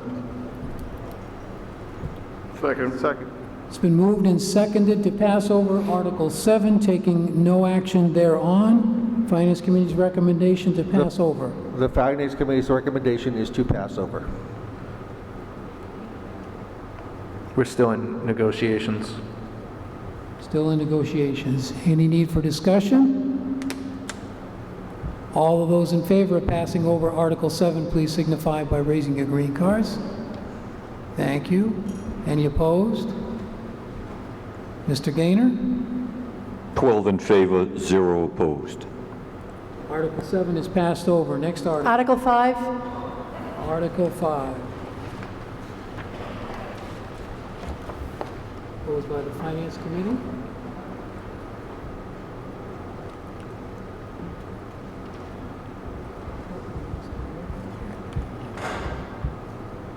Go ahead. Are they going to do it, or? Go ahead. Freddie, you going to move it? I'll move it. I move that the town approve Article 5 as printed in the warrant. Second. It's been moved and seconded to move Article 5 as printed. Recommendation of the Finance Committee. The Finance Committee recommends. Speaking to the article. Mr. Moderator, if I might. Where's that coming from? That's coming from me, Mr. Earl. Yeah. Tom. I'm sorry. Yes. This is consistent with what we've done year after year, so the amounts are the same. Okay. Any need for discussion? Mr. Gaynor? Indication of discussion. All of those in favor of Article 5, please signify by raising your green cards. Thank you. Any opposed? Mr. Gaynor? In favor, 0 opposed. Article 5 passes. Next article. Article 56. Article 56.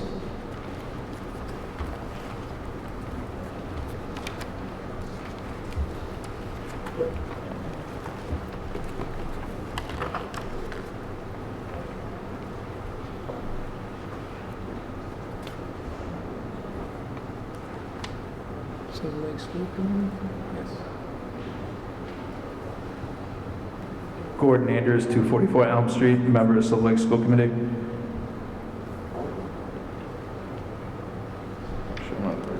I move that the town vote to accept Massachusetts General Laws, Chapter 71, Section 16G 1.5, or 16G half, which would establish a stabilization fund for the Silver Lake Regional School District. That's been moved. We need a second. It's been moved and seconded. Recommendation of the Finance Committee? The recommendation is to not approve. To not approve. Want to explain that? I certainly will. The stabilization fund that they're requesting for would allow them to add money to their stabilization fund in the amount of increases of 5% year after year, and we would have no control how it's spent. And with our current school budgets, we just don't think that's a good idea to give them carte blanche to do whatever they want. Discussion of the article? Yep. Bosworth Road. Can you just tell us the amount? Is there an amount in here? I don't see an amount anywhere. I think it's to establish a stabilization account. Is that correct, Mr. Andrews? Yeah, but we'd like to know what the amount would be if it was established. There is no amount included in the Silver Lake budget for this year. This would just establish the stabilization fund. And I don't know if I was out of order in not asking you to explain or someone to Sure. So the stabilization fund's being requested by the Silver Lake School Committee so that we can start to put money into a fund so we can handle the capital items that need to be dealt with at the school. You'll see later on there's an article for the tennis court. There's other items that are coming forward that the school needs money to be able to fix those items.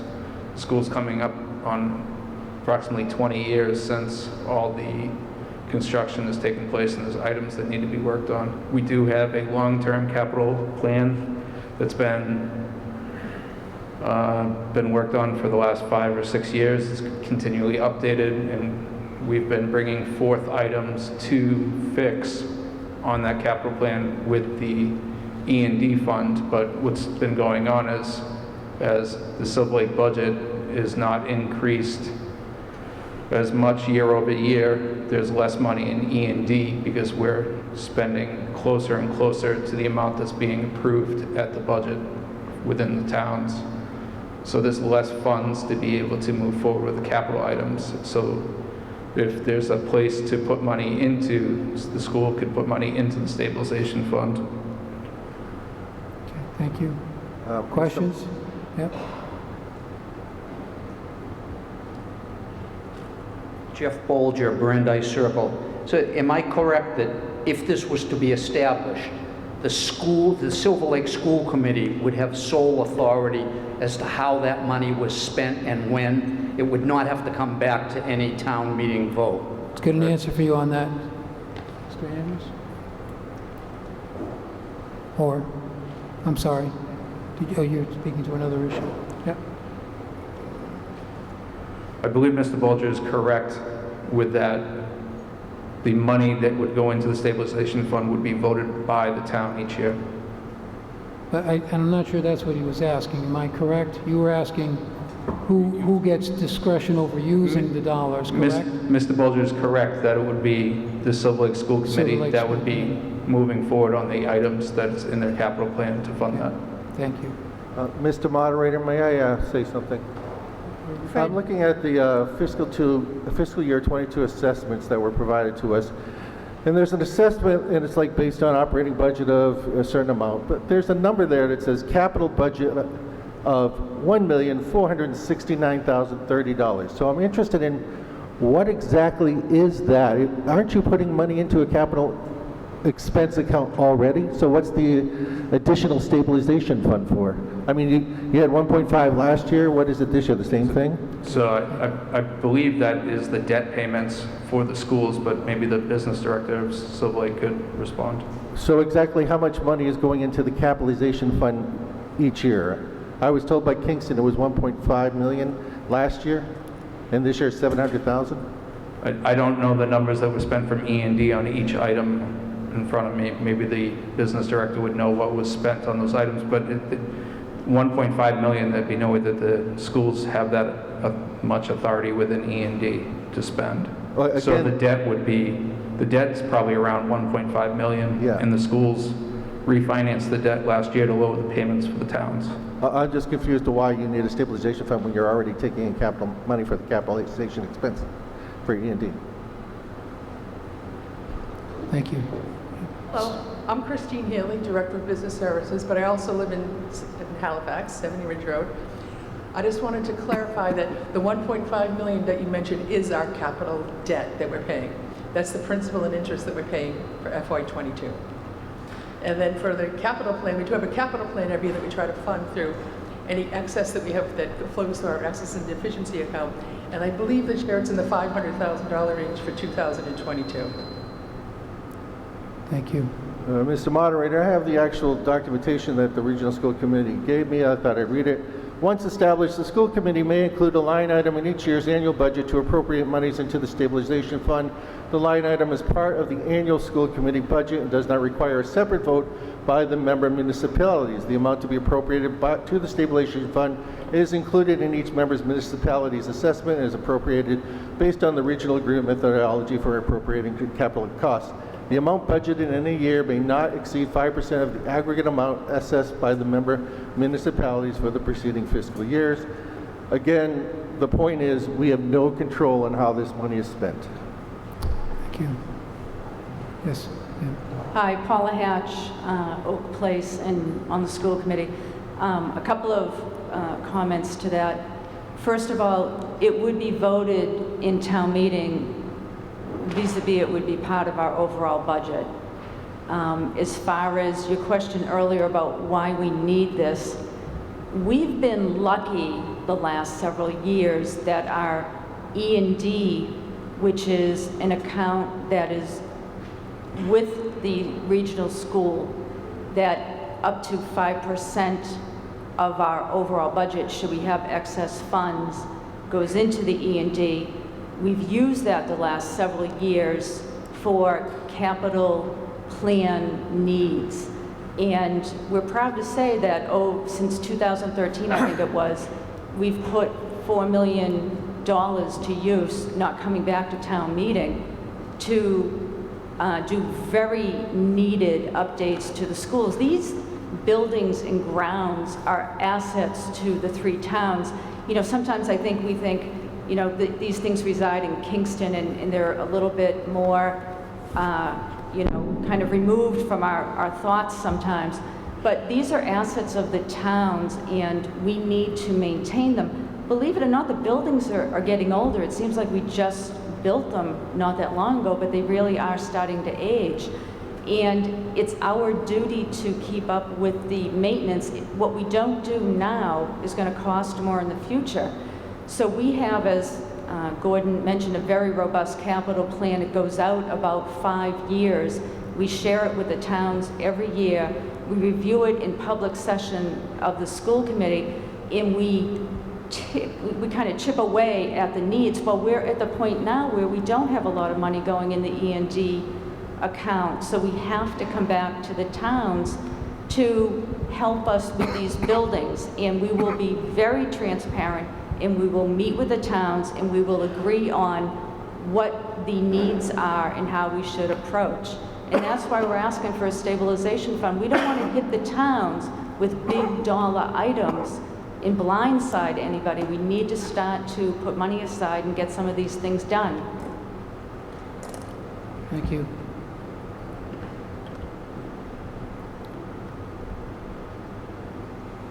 Yes, ma'am. Kimberly Kavicki, 668 Plymouth Street. Article 56 gives the school committee a blank check.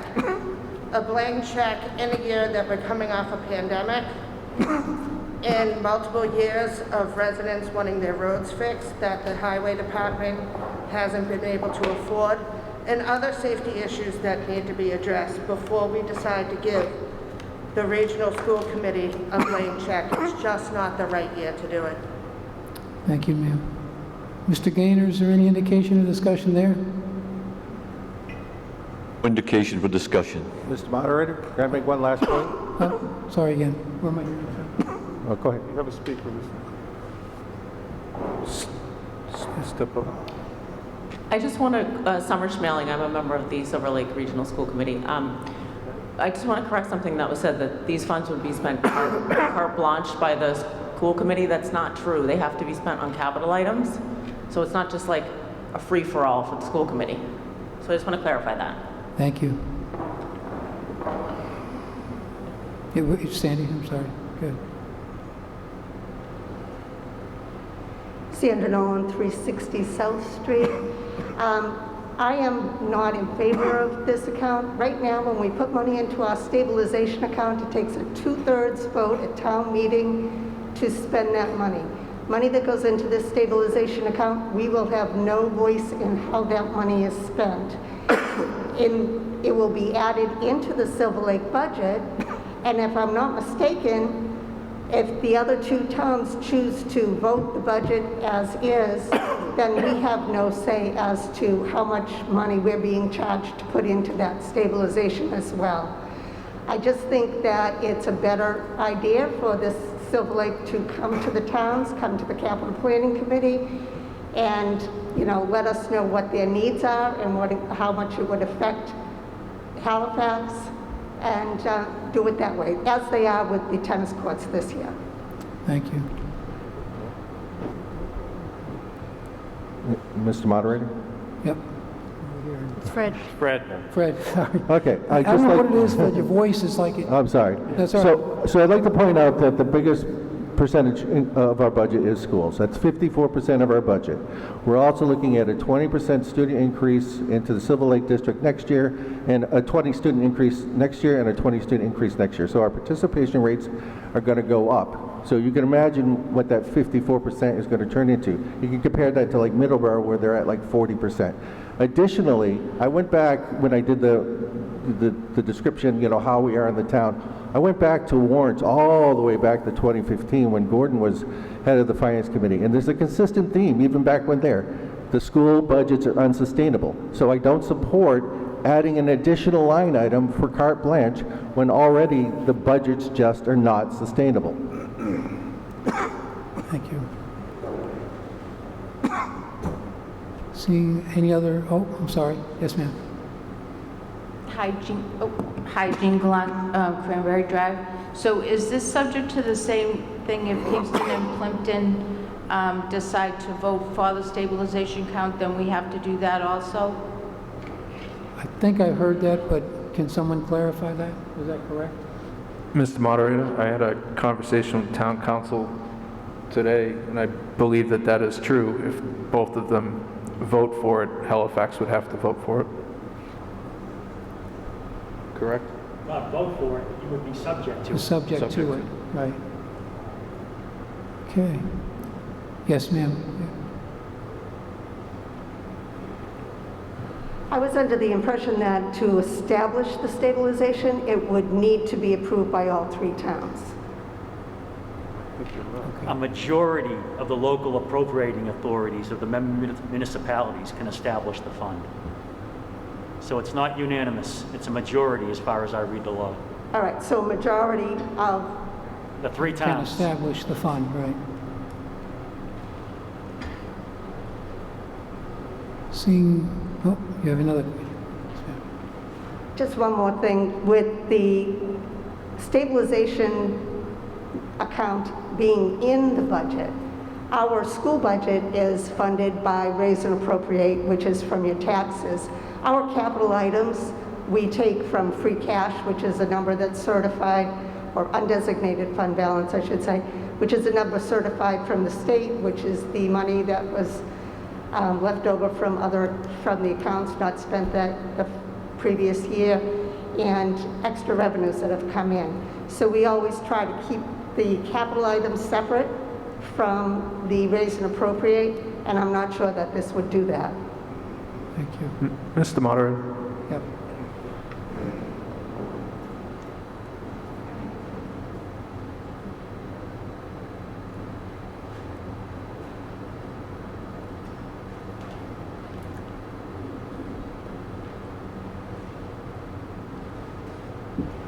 I believe the reason why the Silver Lake School Committee is bringing this forward is because we're letting the town know that there's a number of capital items that are coming before the school committee, and they're going to come before the town meeting, whether it's through how the previous speaker suggested the other item comes through is the tennis courts. There's needs at the school that need to be met. So the reason why the school is putting this forward is to give the school another mechanism to be able to keep the buildings and keep the grounds in a manner that the town needs them to be kept up. We all know that the building itself, up until recently, that there were water issues there. Silver Lake has spent $300,000 approximately for each of the last few years to bring the roofs back under warranty, to bring all the items back up, and all the E&D money was spent on those things. So Silver Lake is telling the town there's not enough E&D money to fund these capital items, and we're trying to come up with a different solution that the school will have to maintain those buildings. Thank you.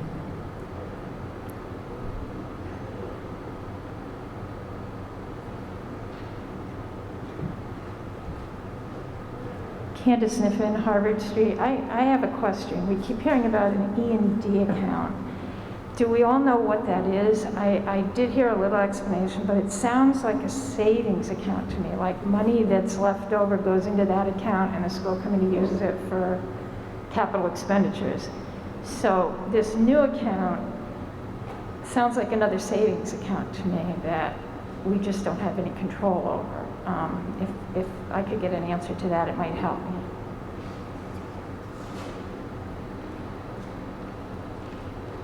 Sure, the E&D account is the excess and deficiency account. So when there's items that come back, one of the largest drivers that we saw of E&D was the settlement with Pembroke a number of years ago. That was the divorce settlement basically, and Pembroke paid Silver Lake an amount of money to back pay all of the health insurance and other insurance issues, bus funding, capital items. And the Silver Lake was given that money that the towns had come up with for a number of years. So E&D was at the 5% max, and all the rest of the money came back to the towns. And at that point in time, Halifax took that portion of money and moved it into a stabilization account, the town stabilization account. Had this fund been available, that money would have moved into the school stabilization account, so they wouldn't be coming back here, so they could maintain the buildings. I understand everyone's perspective, so. Thank you.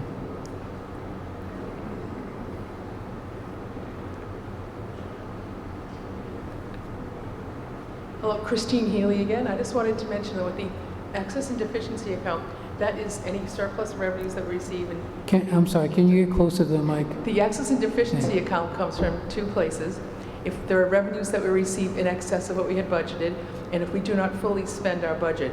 It's similar to a town's free cash, and that total amount is limited to 5% of our total budget. And then anything that would be beyond that, we would have to then return to the towns. As Gordon mentioned, that happened in 2015 when we did have to do that. So I just wanted to clarify how it was created. Thank you. Mary Gravenese, 98 Clyde Bosworth Road, just sort of.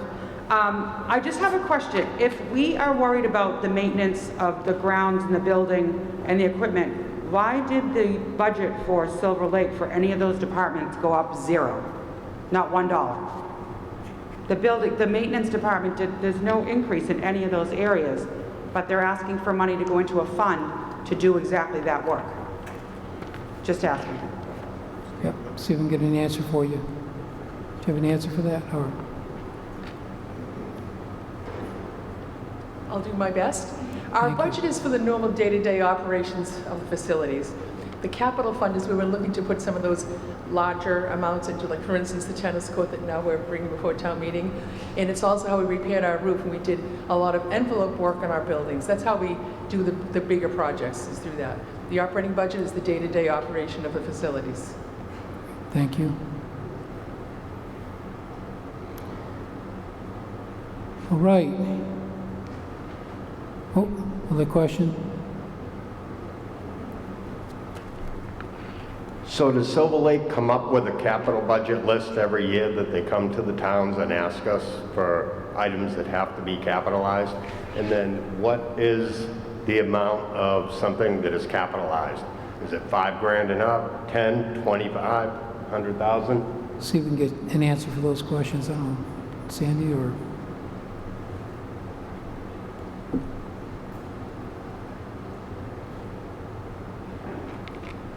We are in the process of formalizing our capital plan to determine those amounts. Traditionally, it's been 20,000 and higher was what we would consider a capital account. Does that answer your question? We do have a capital plan that we develop every year, which is a 5-year capital plan, and we keep a running history of what we have accomplished. In the past, we have not brought that capital plan to the towns for funding of that, because we have been using our excess and deficiency account. Thank you. Seeing no further discussion, all of those who are in favor of Article 56, please signify by raising your green cards. You're in favor of establishing a stabilization account.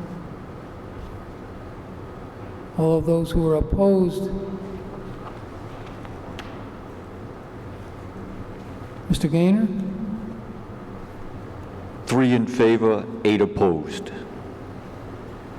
Article 56 does not pass. Article 40. Article 40.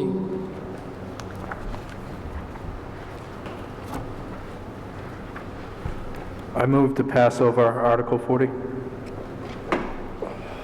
It's been moved. Do we have a second? Second. Moved and second to pass over Article 40. Finance Committee's recommendation on passing over, taking no action on Article 40. The Finance Committee was asked right before the meeting to consider the passover, and we voted to pass over the article. Any further discussion needed? All of those in favor of passing over Article 40, please signify by raising your green cards. Any opposed to passing over, please raise your red cards. Mr. Gaynor? 11 in favor, 0 opposed. Article 40 is passed over. Article 12. Article 12. I move that the town vote to raise and appropriate the sum of $5,500 to fund the provisions of the collective bargaining agreement for fiscal year FY22 between the Fire Chief Jason Viveris and the town of Halifax. Second. It's been moved and seconded. Recommendation of the Finance Committee. The Finance Committee recommends.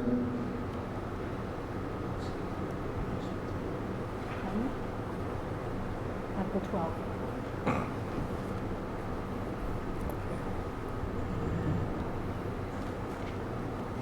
Been moved and seconded and recommended by the Finance Committee.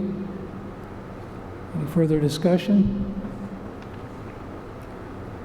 All those in favor of Article 12, please signify by raising your green cards. Thank you. Any opposed, please raise your red cards. Mr. Gaynor? And in favor, 0 opposed.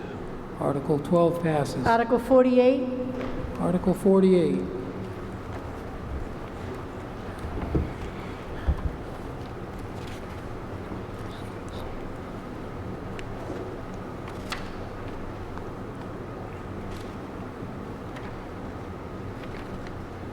Hi, Paula Hatch, Oak Place. Mr. Moderator, move to see if the town will vote to raise and appropriate or transfer from available funds the sum of $36,000 to support a part-time school resource officer for the Silver Lake Middle School. Second. It's been moved and seconded. Article 48, recommendation of the Finance Committee. The Finance Committee does not recommend. Finance Committee does not recommend. Yeah. Ann, would you like to speak to the article? Sure. This is a continuation of the resource officer we currently have had this past school year in the middle school. It's a part-time position. Last year, it was funded by Halifax and Plimpton. Reason being is Kingston has been generous enough, no disrespect to this town, Kingston has been generous enough the last few years to fully fund the resource officer of the high school. Thank you, ma'am. Yep. Sandy? I just am coming up to correct the financing of that. That should be to raise and appropriate, because it's salary items. It would be a raise and appropriate, not from undesignated fund balance. This is process. Does that need to be amended then? Is that what you're saying? Yes, needs to be amended to, I move that the town vote to raise and appropriate the sum of $36,000. Funding source. Okay. All right. Now, yep. Yes, ma'am. Can this Finance Committee tell us their reason for not recommending? Sure. Find that out for you, ma'am. Sure, I'd love to. This has come up year after year after year. We don't necessarily disagree that there's a need for a finance, an officer there. We disagree on the funding mechanism because we don't get credit for it when you're looking at, the Halifax minimum contribution levels. Now, in the first year, when we had this conversation, Jason from the Silver Lake said we would, if we could get this passed, they would work with us to get it into the general operating budget if we could. And the argument that we made there is like, yeah, we don't want to see this article come up year after year after year, because that's not really what it should be. It should be in the general operating fund.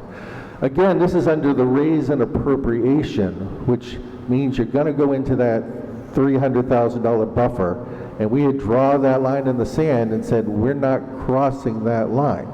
So again, if the town wants a buffer, the town votes for it, and they're going to go into the buffer. That's their call. I mean, that's the bottom line. Is that what we came to? It's like we would like to see it get worked into the general operating budget. There is another town that has made it work, so I don't understand how year after year we keep having the same log jam. But so it's basically the mechanism we don't like, and the fact that we're going to cross the $300,000 buffer that we set in the sand that we didn't want to cross is the reason that we voted no. Thank you.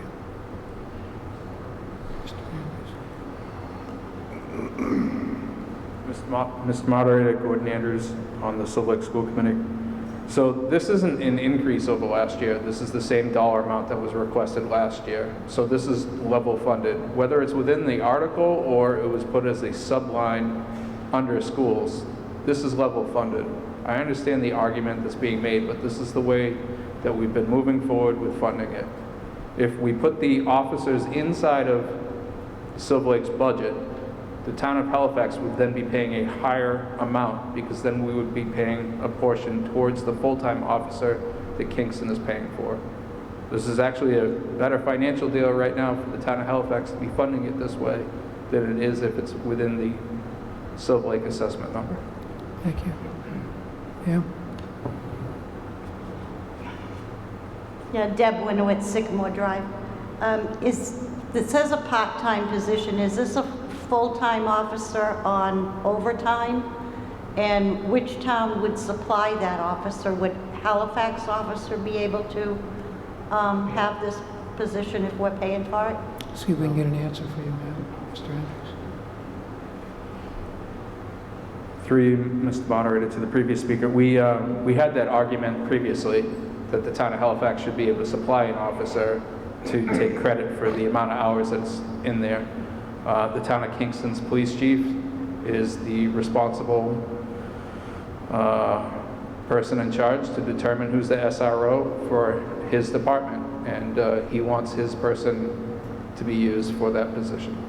And I think I heard a couple other questions. Did you want to repeat them? There were a couple. I thought one of them was Yeah. around the full-time. Would it be a full-time officer on overtime or a part-time officer? Correct. Yeah, I thought I heard that. Thank you, ma'am. Is it a full-time position? It is being staffed with overtime right now by Kingston, and that's something that, again, we don't have control over. And again, the argument was made over that, whether or not their shifts and how they work out their shifts and all of those items. It's not really up to the town of Halifax. It's up to the town of Halifax. We're asking to support and have an officer within the middle school, knowing the number of issues that everyone seems to be aware of that's going on with social media, all sorts of other issues with anxiety. I think having an officer within the school there is a good idea, and I'd ask everyone to support this article. Thank you. Yeah, I think if we're paying $36,000, we ought to have some say. thank you. Ma'am? Christine Healy, I just wanted to clarify one point, that the town of Halifax, when they do contribute towards the part-time officer at the middle school, they do get credit for that on their end-of-year report. It's credit, it's one of the items that's contributed to by the town of Halifax. So it is included. Thank you. Sir? John Bedell, Walnut Street. So my question is, if this was funded in operating budgets, this could be a position that was actually funded at a regular rate, not an overtime rate, correct? That I don't, let's get an answer for that. Is that correct, or? So Mr. Moderator, what's happening with this position is that the town of Halifax and the town of Plimpton are basically entering into an agreement to pay for the service.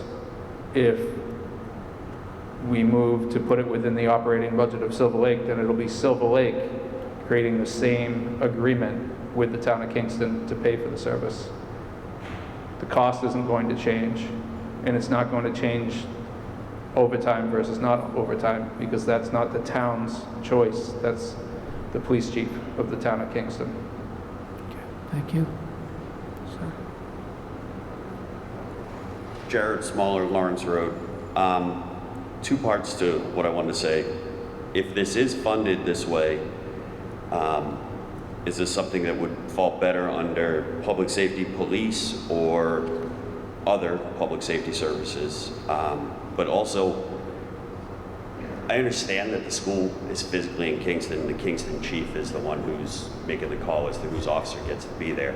But these are middle school kids that we're trying to bridge gaps in communities between kids and policing. And an officer from their own town would be a great face to see within their school system, even if it's 2 to 3 days a week and the time in the school is split between the 2 or possibly 3 towns. So I think that there's a flaw in how the system is with only an officer from one town. And I know, Mr. Andrews, you've spoken and said that their chief is pretty steadfast on that. But I mean, Chief Chavez might be able to correct me if I'm wrong, but if there's any type of investigation that needs to happen from something, now you're crossing town lines and jurisdictional issues. So I don't know, I think it needs to be a broader spectrum of an officer in the school. Thank you. Karen Favor, I just want to clarify with a question through you to the one of the previous speakers. Is this Halifax and Plimpton, so the cost is $72,000 per year total, or is it split between 3 towns and it's $108,000? Because for that amount that we're paying for a part-time officer to be there on overtime, we could have a full-time officer there. Wouldn't that be a better benefit for our kids? We'll try to find an answer for you, ma'am.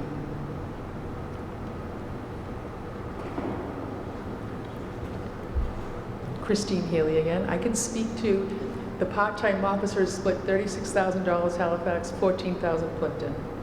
So it's a total of $50,000. Thank you.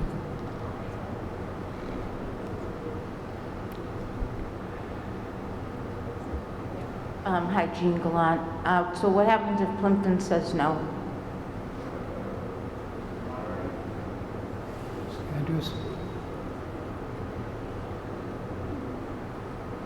So last year, both the town of Halifax and the town of Plimpton said yes to this request. The previous year, the town of Halifax said no, and the town of Plimpton said yes.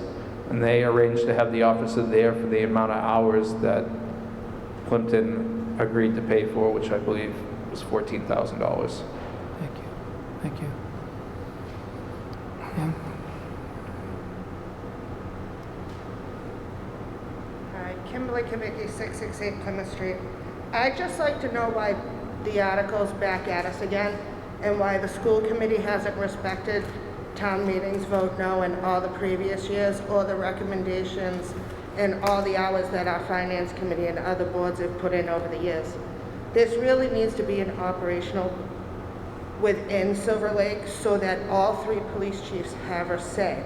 Kingston's a whole lot different than what Plimpton and Halifax are, and I think just like when the superintendent works with the 3 towns, whether it be to delay school or cancel school or other things, that our social and physical well-being of our students should be in the hands of all 3 police chiefs, not just one.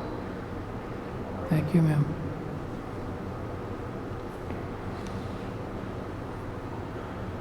Mr. Moderator, the 3 police chiefs do meet, I believe it's once a month, with the superintendent, and they go over a number of concerns. The issue with this is who has the agreement to pay for this. Right now, the way it's set up is the town has the agreement to pay Kingston. If you want the Silver Lake to have the agreement to pay Kingston, then the town didn't vote tonight to the assessment number that Silver Lake wanted. So the town's not funding that. And then if you want this within the budget, that means you're going to add $36,000 plus the proportionality of what a full-time officer is for the high school, because Kingston's paying for that out of their police budget. So if you're going to move to reconsider the Silver Lake budget and add those numbers to it, then we can do it that way. Mr. Moderator? Yes, sir. Oh, you were asking me? I think it's important to keep in mind, the Finance Committee is not arguing against an SRO. The issue here is that an SRO is not a capital item. It is not something that should come back as a capital item every year to the committee or to the town to be voted on. The proper place to put this resource is in the operating budget, and if we're in the operating budget, we're not arguing its expense. We're arguing the process by which it has to be revoted every year. If it were in the operating budget, that wouldn't have to happen. Thank you. Michael Martin, 56 Aldana Road. I just wanted to say that we keep voting against the regional school district, and what's to say that in a few years when we have to come back to do that agreement again, they just say Kingston's growing. They keep having more students, more people, more families.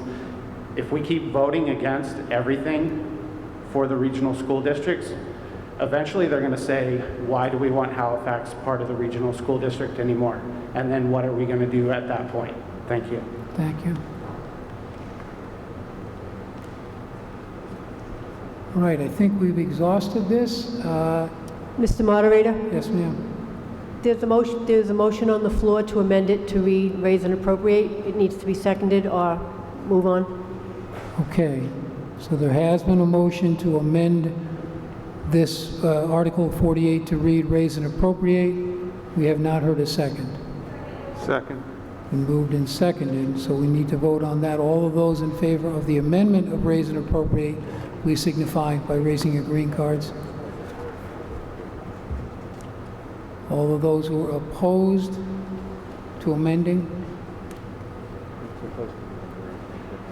Mr. Gaynor? 9 in favor, 0 opposed. 9 in favor. So the amendment passes. So now we are voting on whether to approve Article 48. All of those in favor of Article 48, please signify by raising your green cards. All of those who are opposed to Article 48, please raise your red cards. Thank you. Mr. Gaynor? In favor, 0 opposed. Article 48 fails. Next article. Mr. Moderator, Yes, sir. I'd like to challenge that. Like to challenge that in this count? Is that what you're asking? Challenge? I believe so.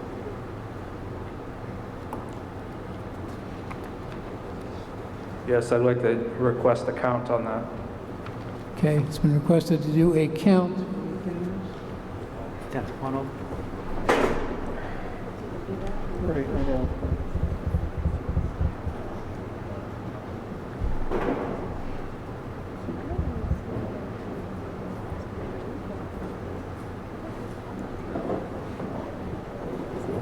Were you in doubt? Were you $50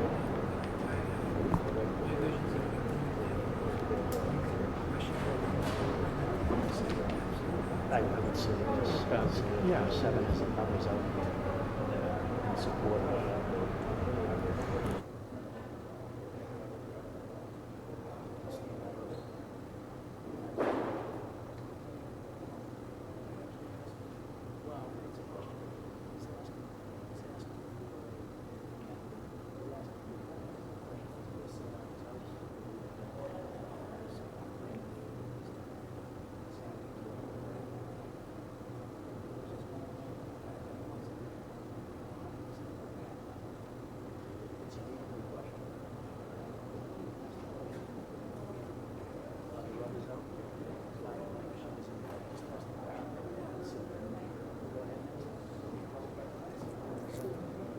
Okay, all of those in favor, please hold up your green cards and keep them up until we're done with the count. Please.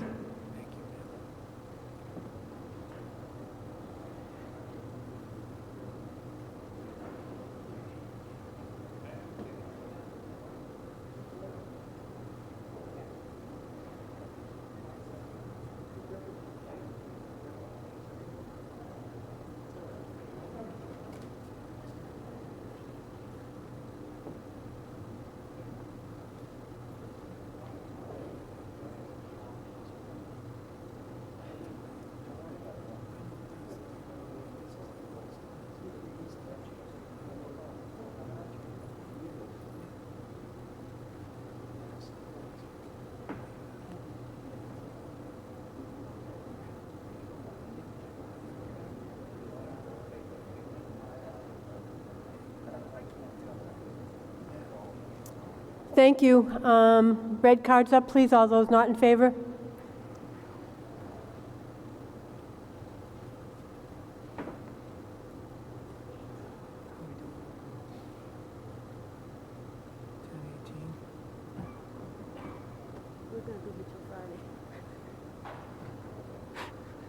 You should have fired me last year. Oh, yeah. Sometimes. Some of it.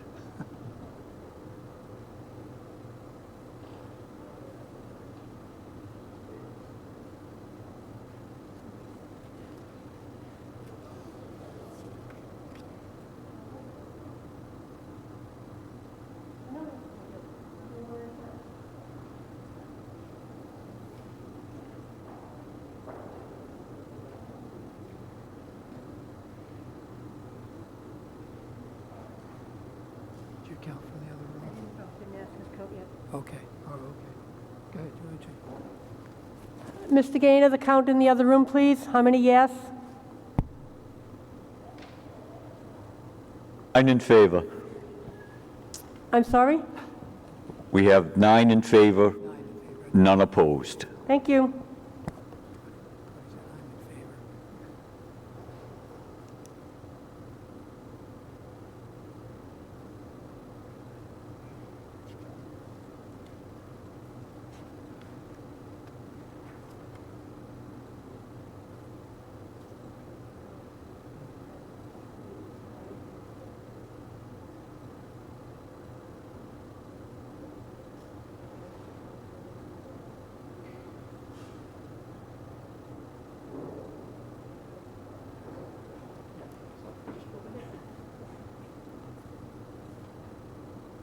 43 in favor, 27 opposed. The Article 48 passes.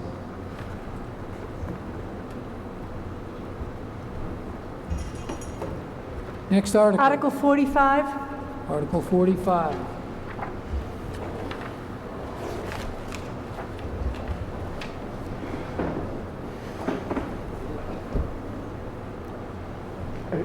Yeah, go ahead. Okay.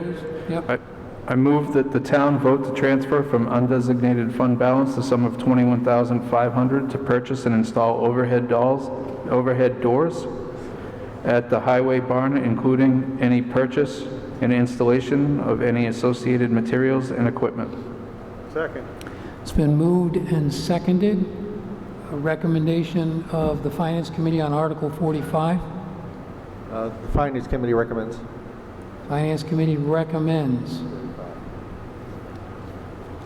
Any need for discussion? Mr. Gaynor? Occasion of discussion. All of those in favor of Article 45, please signify by raising your green cards. Thank you. Any opposed, please raise your red cards. Mr. Gaynor? 12 in favor, 0 opposed. Article 45 passes. Article 17. Article 17.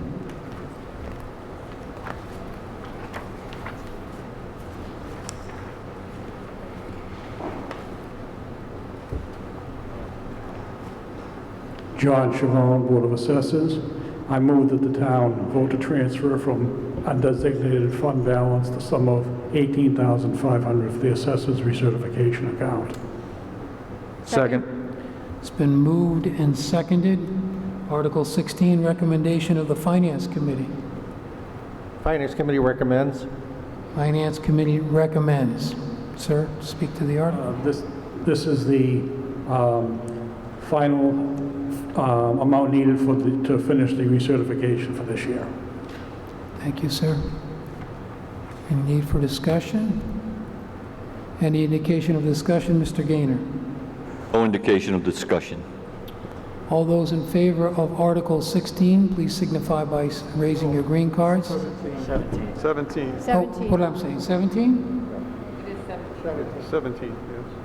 You said 16. Right, I did. My apologies. All those in favor of Article 17, please signify by raising your green cards.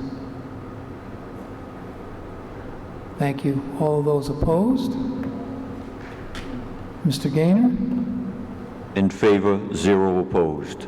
Article 17 passes. Article 41. Article 41.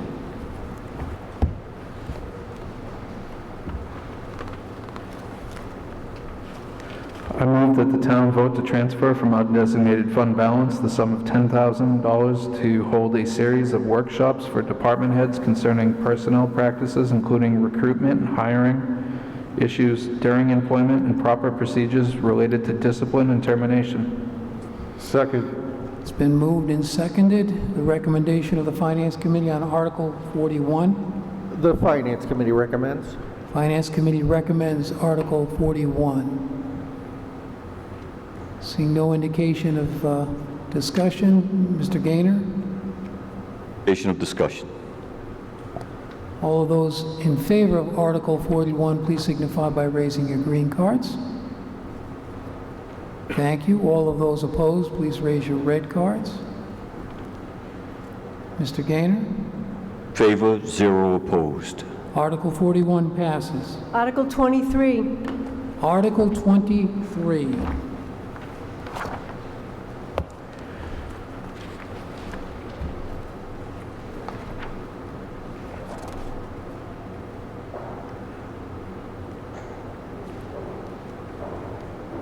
Halifax Elementary School, yes? I get my act together here. Hold on a second. Thank you. Okay. I move that the town vote to or transfer from an undesignated fund balance the sum of $12,000 to replace hallway flooring at the Halifax Elementary School. Second. It's been moved and seconded. Recommendation of the Finance Committee on Article. The Finance Committee does recommend this. 23? 23, correct. Okay. Finance Committee recommends. Yes, speaking to the article, please. This just is ongoing maintenance in our building. It's old. They're probably original tiles, to be honest with you. Thank you. Any need for discussion on Article 23? Seeing none, all those in favor of Article 23, please signify by raising those green cards. Thank you. Any opposed, please raise your red cards. Mr. Gaynor? 11 in favor, 0 opposed. Article 23 passes. Article 27, Article 27.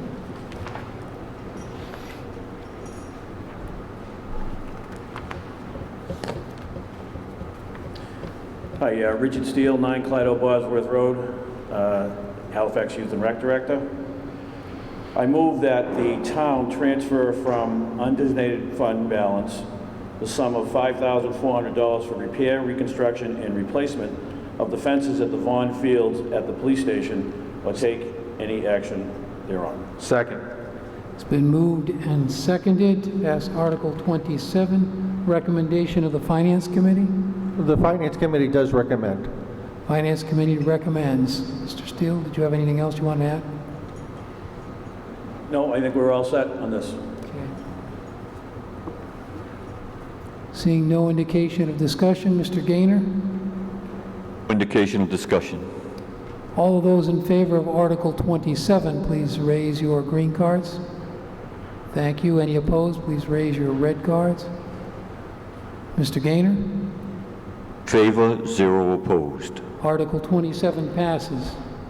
Article 38, Article 38.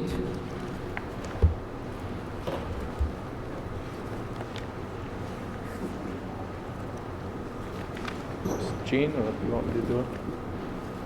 Everybody here? I move to vote, I'm sorry.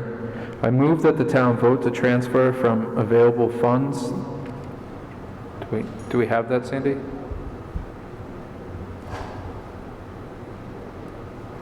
I move that the town vote to transfer from undesignated fund balance the sum of $11,000 to repair and replace the roof at the Holmes Public Library.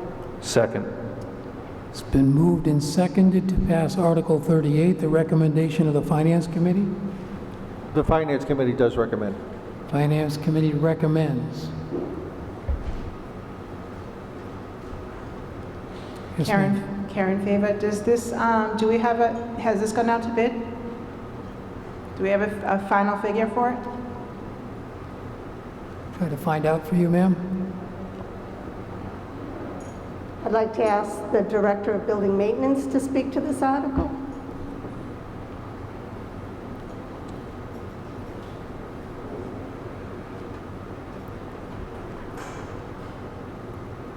Scott Materna, Building Maintenance. We do have 3 prices. The last price that came in is well below the 11,000, but 11,000 was the price we had when we had to go to print. So we do have a much lower price now. Thank you. Wait, if you've got a question, you need to come to the mic. So I don't think I can say the price now because we're still getting prices, but it's much lower.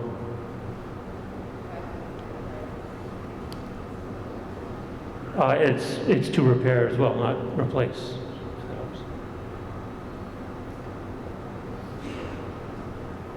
For you to the previous speaker, Mr. Moderator, so that means that the lower price is to fix, not replace, but the 11,000 is to replace. Am I hearing that accurately? I didn't think so, but you want to clarify that, sir? So it was worded incorrectly in the warrant. It's just to make repairs. So, okay, so multiple bids on the repairs, correct? Right, thank you. See no indication of other discussion? Oh, I'm sorry. I didn't see. So seeing that the article is written that it's repair and replace, and it's only to repair, then we should definitely be notified of that, and we should know also the lower price if we're going to take the lower price. Can we get that? Sir, I don't know, I think you had said you didn't want to answer that question?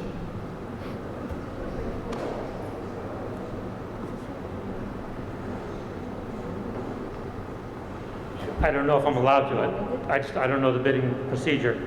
If I can, You're in the middle of a bidding process, is that what I'm hearing? Yes. I'm still getting prices. Hang on, Right. hold on. Hi, Larry Mayo, Town Council. I will suggest that if we don't have an absolute firm price at this point, and if prices are still being brought in and considered, then it isn't appropriate to identify a particular price Can at I this narrow time. the range? I think you can give a range, Okay. but I So it's- wouldn't identify a particular price or a particular vendor at this point. Sure. So the price we've got right now is half of 11,000.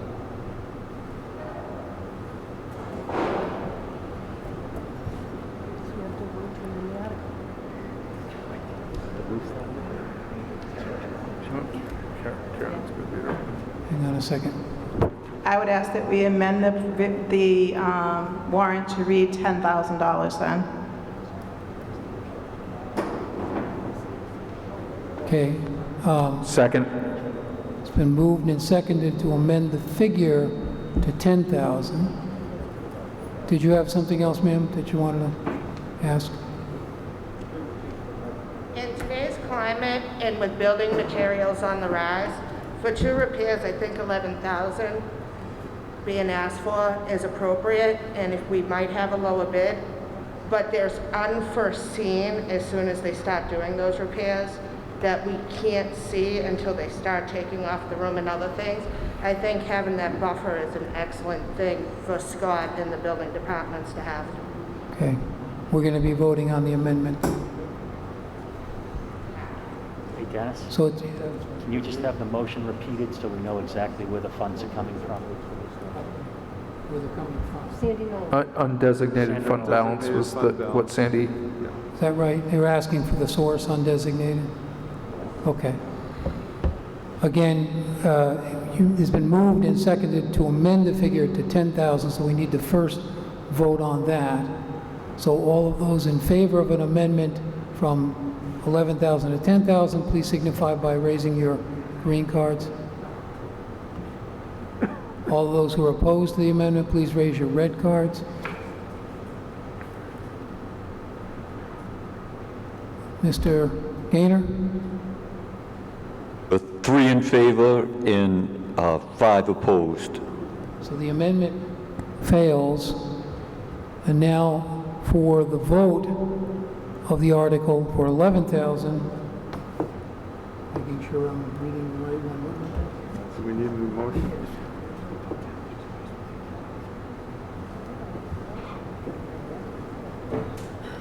Article 38, Article 38. undesignated 38. funds. All right. So all of those in favor of Article 38, please signify by raising your green cards. Thank you. Any opposed? Please raise your red cards. Mr. Gaynor? 8 in favor and 1 opposed. Article 38 passes. Article 15. Article 15.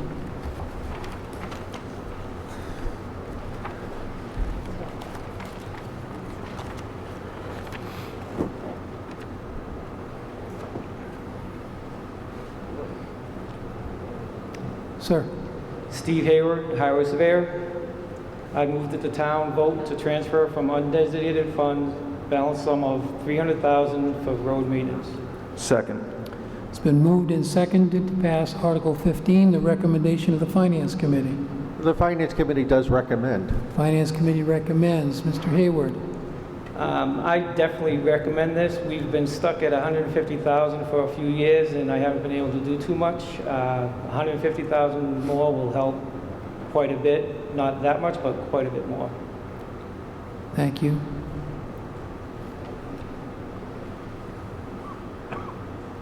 I'm not seeing no need for discussion. Mr. Gaynor. Indication of discussion. All of those in favor of Article 15, please signify by raising your green cards. Thank you. All of those opposed, raise your red cards. Thank you, Mr. Gaynor. 11 in favor, 0 opposed. Article 15 passes. Article 11, Article 11.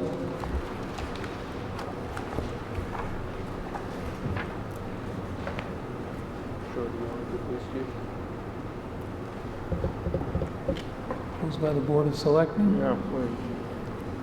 I move that the town vote to raise and appropriate the sum of $10,000 to fund the provisions of the collective bargaining agreement for fiscal year 2022 between the police chief, John Chaves, and the town of Halifax. second. It's been moved and seconded. Recommendation of the Finance Committee on Article 11. The Finance Committee does recommend. Finance Committee recommends. Seeing no indication of discussion. Mr. Gaynor? Indication of discussion. All of those in favor of Article 11, please signify by raising your green cards. Thank you. Any opposed, please raise your red cards. Mr. Gaynor? 11 in favor, 0 opposed. Article 11 passes. Article 19, Article 19.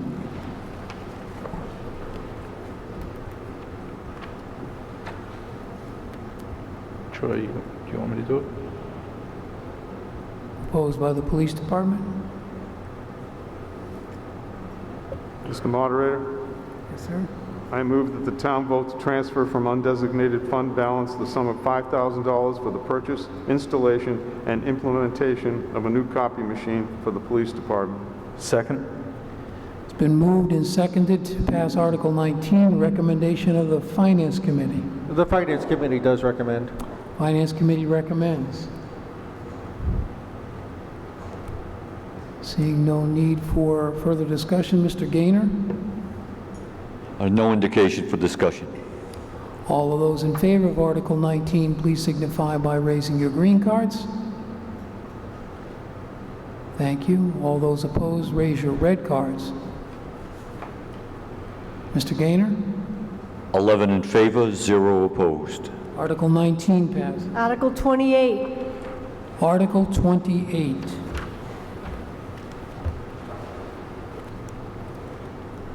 Moderator, to see if the town will vote to raise and appropriate a transfer from available funds the sum of $3,500 to support South Coastal County's Legal Services, Inc., continued fee legal services and civil matters to elders, low-income families, and their children to take any action. Second. It's been moved and seconded to pass Article 28, recommendation of the Finance Committee. The Finance Committee does recommend. Finance Committee recommends. Mr. Moderator, just one note, this is going to be from undesignated fund balance.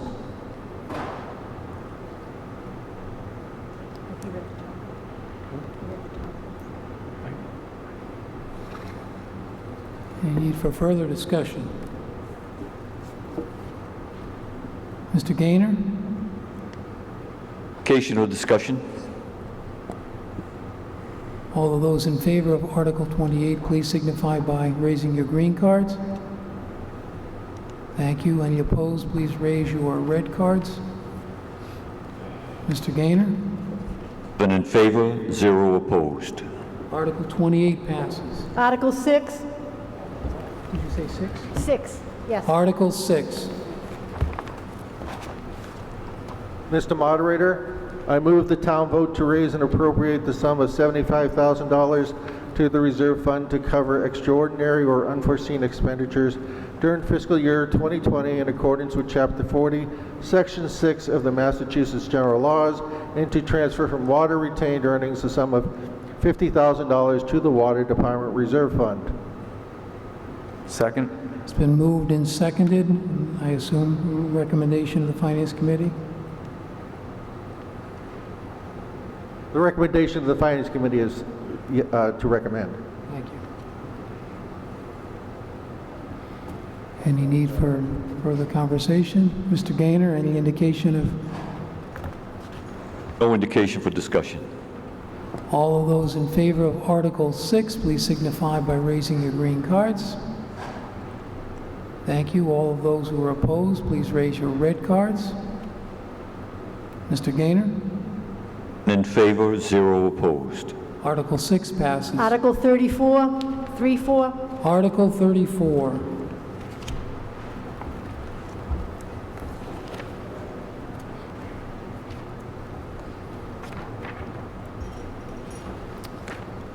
Proposed by the highway surveyor, supervisor. There is,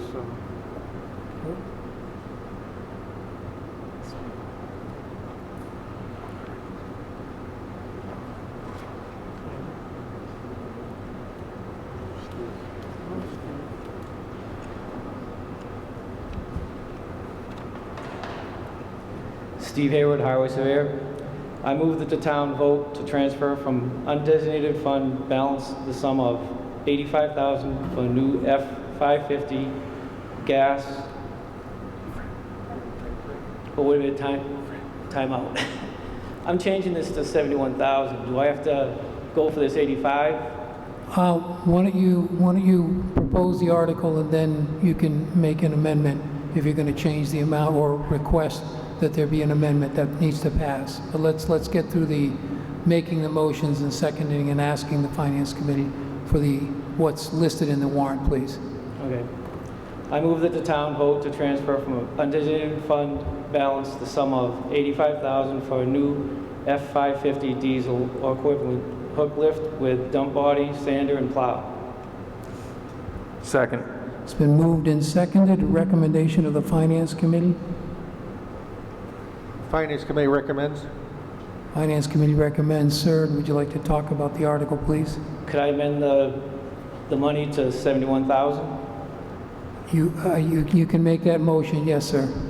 But why don't you explain first what you're proposing and then why you're going to recommend that? All right. What I did, I changed the truck that I'm going to get. I'm going to go with a few different things because I know the money's tight and I can save the town some money by going with a different truck. Thank you, sir. Any need for discussion? Mr. Gaynor, are you seeing any indication of discussion? Occasion for discussion?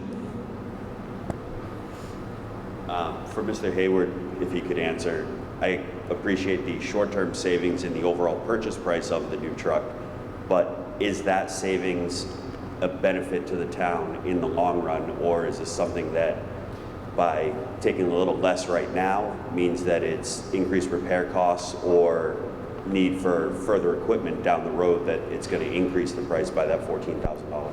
Great, try to get an answer for you, sir. Mr. Hayward. I was going to go for a hook lift, and at this point, we'll just go with the regular dump truck with the sander and plow. That answer your question? It's going to be the same. It's going to be an F-550, but I'm going with gas instead of diesel. And like I said, we're not going to do the hook lift anymore. We're going to be doing just a dump body, plow, and a sander. Yep. Hang on, sir. I had sent you up more of a question. Yes. he needs to amend the motion. By eliminating the hook lift now, does that increase a cost down the road? I'm all in favor of the vehicle whichever way, but does it increase the cost down the road? Yep. That's only if we go with the hook lift for the rest of the small trucks as we go for the small trucks. But my plan is to just have 2 hook lifts like I did with the big trucks. So I'll have regular dump trucks and then 2 hook lifts for each size truck. And I don't want to put words in anybody's mouth, and I'm the last person on the planet that you want to ask about trucks, because I don't know anything about them. But I thought I heard the question was, if you're getting a lesser truck now, does that cause problems later, either for not being able to handle what you're handling, or an indication of a challenge on the lesser truck? Am I getting it close? Yeah, no, it will not. Okay, thank you, thank you. Any other discussion? Dennis. Yep. He needs to change the motion. Dave Rossini, 6 Deer Run Road. I understand you're trying to save the town some money by going with the gas instead of the diesel, That gas motor is brand new. It's still in the stages we're finding out how good it is, because I actually work for Ford. I'm afraid that it might be slightly underpowered with a sander full load and plowing at the same time. I think money would be more wisely spent on the diesel than going with that gas. Thank you, sir. Since they've put all the new technology, the cleaner stuff in the trucks, all we've had is problems with smaller 1-tons. So I've talked to other towns, and they're all switching to gas also. I am informed, Mr. Hayward, that you are able, because you're proposing it, to change the number. So what was the number that you're requesting? 71,000. 71,000. Okay. Thank you, sir. Hi, this is Amy Troop, 10 Hillside Ave. I just have a question. Is this a necessity, and how many plow trucks do we have now? Also, don't we hire guys with their own pickup trucks to plow and help us? Just curious. If we can find answers for you.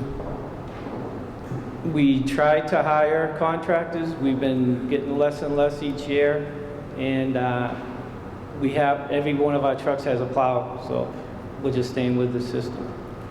And just for the record, how many did you say you had? Of our trucks? Yes. We have 4 1-tons and 5 of the bigger dump trucks. Thank you, Mr. Hayward. Okay, you were being asked in the article with the amount of 71,000. Is that what I heard, Mr. Hayward? Just want to make sure I got that right. Was that 71,000 you're recommending? Yes. Okay. Article 34. All of those in favor, please signify by raising your green cards. Thank you. All of those opposed, please raise your red cards. Thank you. Mr. Gaynor? And in favor and 1 opposed. Article 34 passes. Article 50. Article 50. I move to Pass over. move to pass over Article 50. Second. It's been moved and seconded to pass over Article 50, meaning take no action thereon. Finance Committee's recommendation of Article 50 being passed over. The recommendation of the Finance Committee is to pass over Article 50.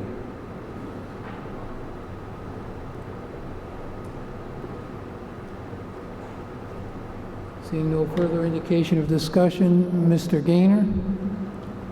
Indication of discussion. All of those in favor of passing over Article 50, please raise your green cards.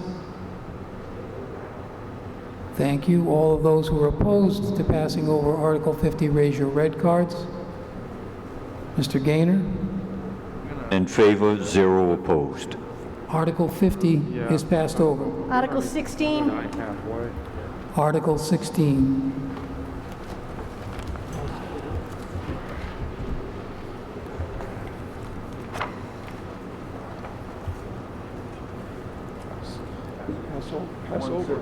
Pass over, right? I move to pass over Article 16. Second. It's been moved and seconded to pass over Article 16, taking no action thereon.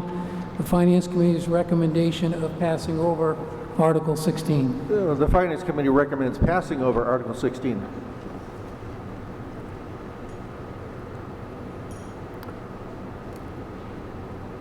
Seeing no indication of discussion, Mr. Gaynor? Indication for discussion. Oh, yes, sir. James Mitchell, 522 Plymouth Street. I'm just curious, passing over on this, my property happens to be one of them in question. What would that mean, passing on it? Would we just not be voting on it today, or? I mean, no action is taken on it at all. Okay, none at all. Okay. Correct. Yeah, thank you.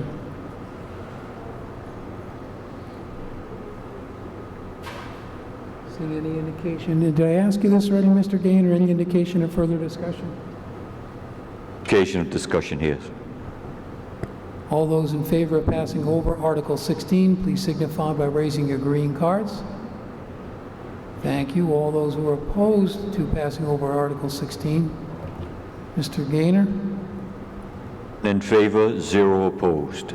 Article 16 is passed over. Next Article 37. Article 37.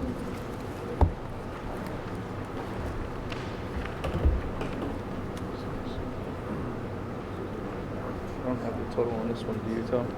What's that? Do you have the motion? I don't have the motion. I don't have the total. It's 89,000.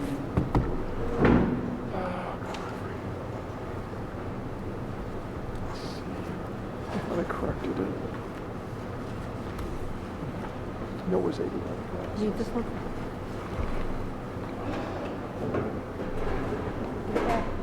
Make sure you give it back.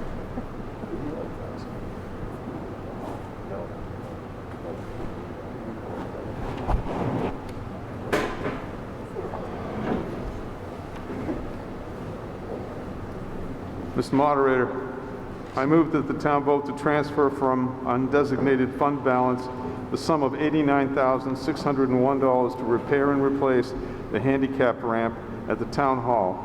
Said sum to be combined with the $35,000 appropriated for the same purpose in Article 5 of the special town meeting of August 20, 2018.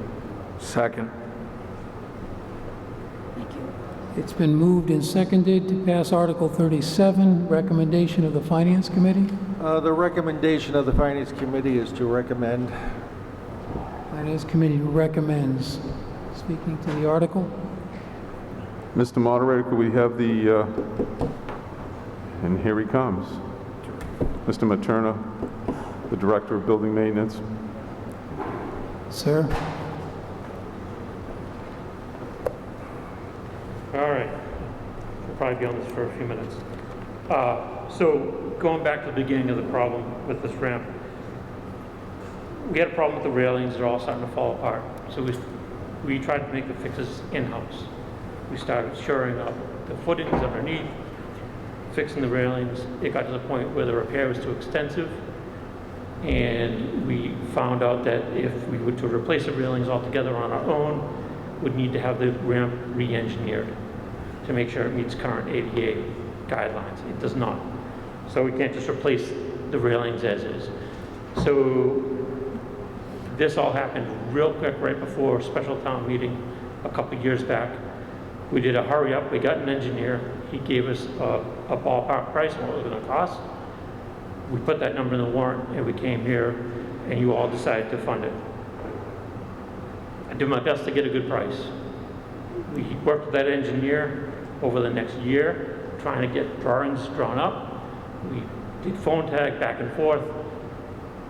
Finally, we had to abandon him and go to another engineer. Second engineer looked at what he had drawn, the number he had given us, and laughed literally out loud. There's no way you can do it for that price. So we started having him draw up plans. We didn't pay much for the first engineer, so there was not much loss there. Started having the second engineer draw something up. COVID hit, everything got slowed down, and that's where we're at now. So the pricing now is to do a concrete ramp as opposed to a wooden ramp. It should be maintenance-free for a very, very long time, such as the one at the police station, which hasn't taken any effort to maintain. So this includes the ramp and the deck under the roof when you approach the main entrance of Town Hall. So that all would be concrete. Again, maintenance-free for a very long time, very strong, very sturdy. If you saw what was under the ramp, we showed it up some, but if you had seen what was under the ramp, you wouldn't want anyone that you cared about going up on that ramp. Thank you, sir.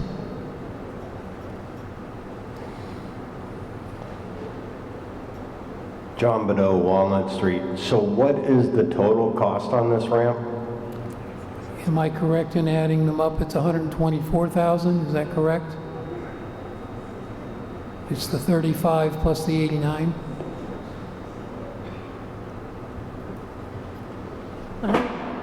I have an image of a bid on my phone for taking the base bid and then the first alternate. I believe the numbers come up to $97,566. Mr. Moderator, the $124,000 includes the architect's fees, the construction costs, including alternate one, a 15% contingency on the construction costs based on the recommendation of the architect, and then construction supervision by the architect. That brings it to the $124 some odd dollars. Have other options on a ramp been looked at? They make a lot of aluminum ramps. There's other ways to do this for under 100 grand. I'll try to find out for you, sir.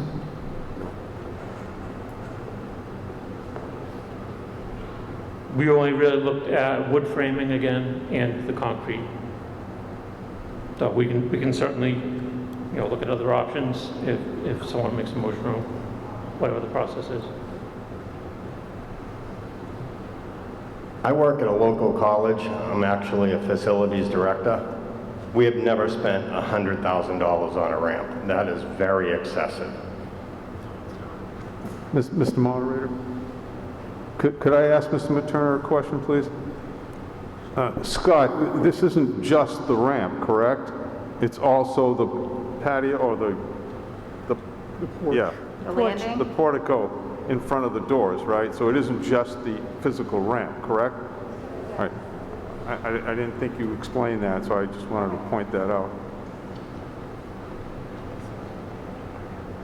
Correct. So everything that you see when you approach from the parking lot, the ramp, the area under the roof, and to the right where the voting ballot box is, all that would be included, all the railings, the stairs.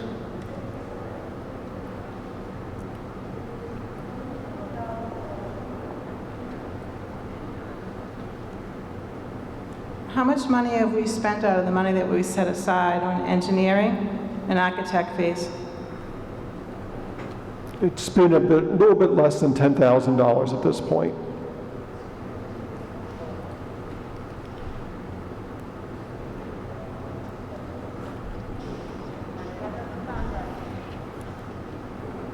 So we've only spent $10,000 on engineering fees now, and the rest of the remaining $15,000 you're estimating for supervised construction and any other permit and engineering fees needed. And then my only other question is, we're putting a concrete ramp on the back of our town, a concrete ramp with a concrete deck on the back of our town hall. How's that going to look on that building?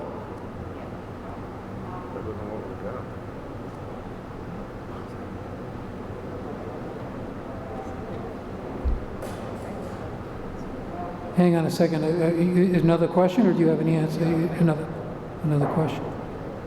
Isn't the town hall within the historic district, and wouldn't that have to be approved by the historical commission to be, in with the character?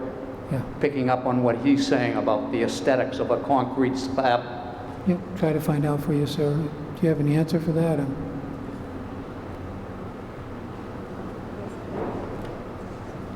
So from working on Pope's Tavern, I found out that Pope's Tavern, the Town Hall, and the Congregational Church are on the state register for historical. What that requires is, since there's no state money being used in this case, that we would need to get permission from the local historical commission, but not from the state.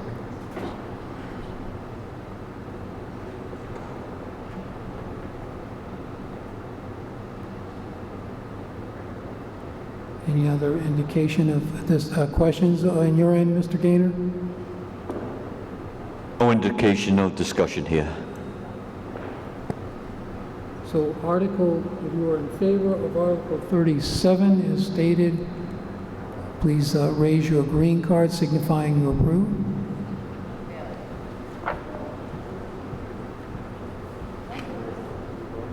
All of those who are opposed, please raise your red cards. Mr. Gaynor?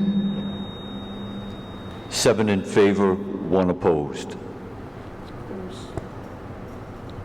I've got Article 37 as failing. I don't think so. Article 9.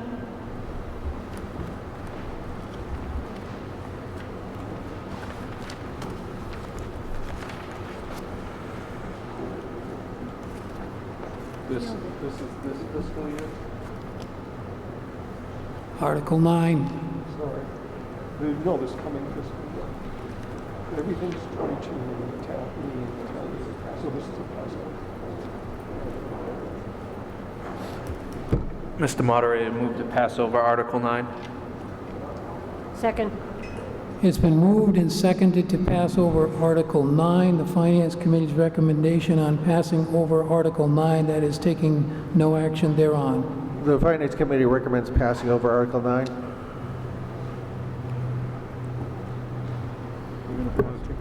Yeah. All of those in favor of passing over Article 9, please signify by raising your green cards. Anyone who is not in favor of passing over Article 9, raise your red cards. Mr. Gaynor? In favor, 0 opposed. Article 9 is passed over. Article 31. Mr. Moderator, Yes, sir. point of information, I guess. Mr. Moderator, I've been asked to ask you if we could take a short break, seeing as we've been at it for 3.5 hours. Is that all? Seemed like just yesterday. Just No. yesterday, yes. Yes, we can take a 5-minute break. We will return and resume.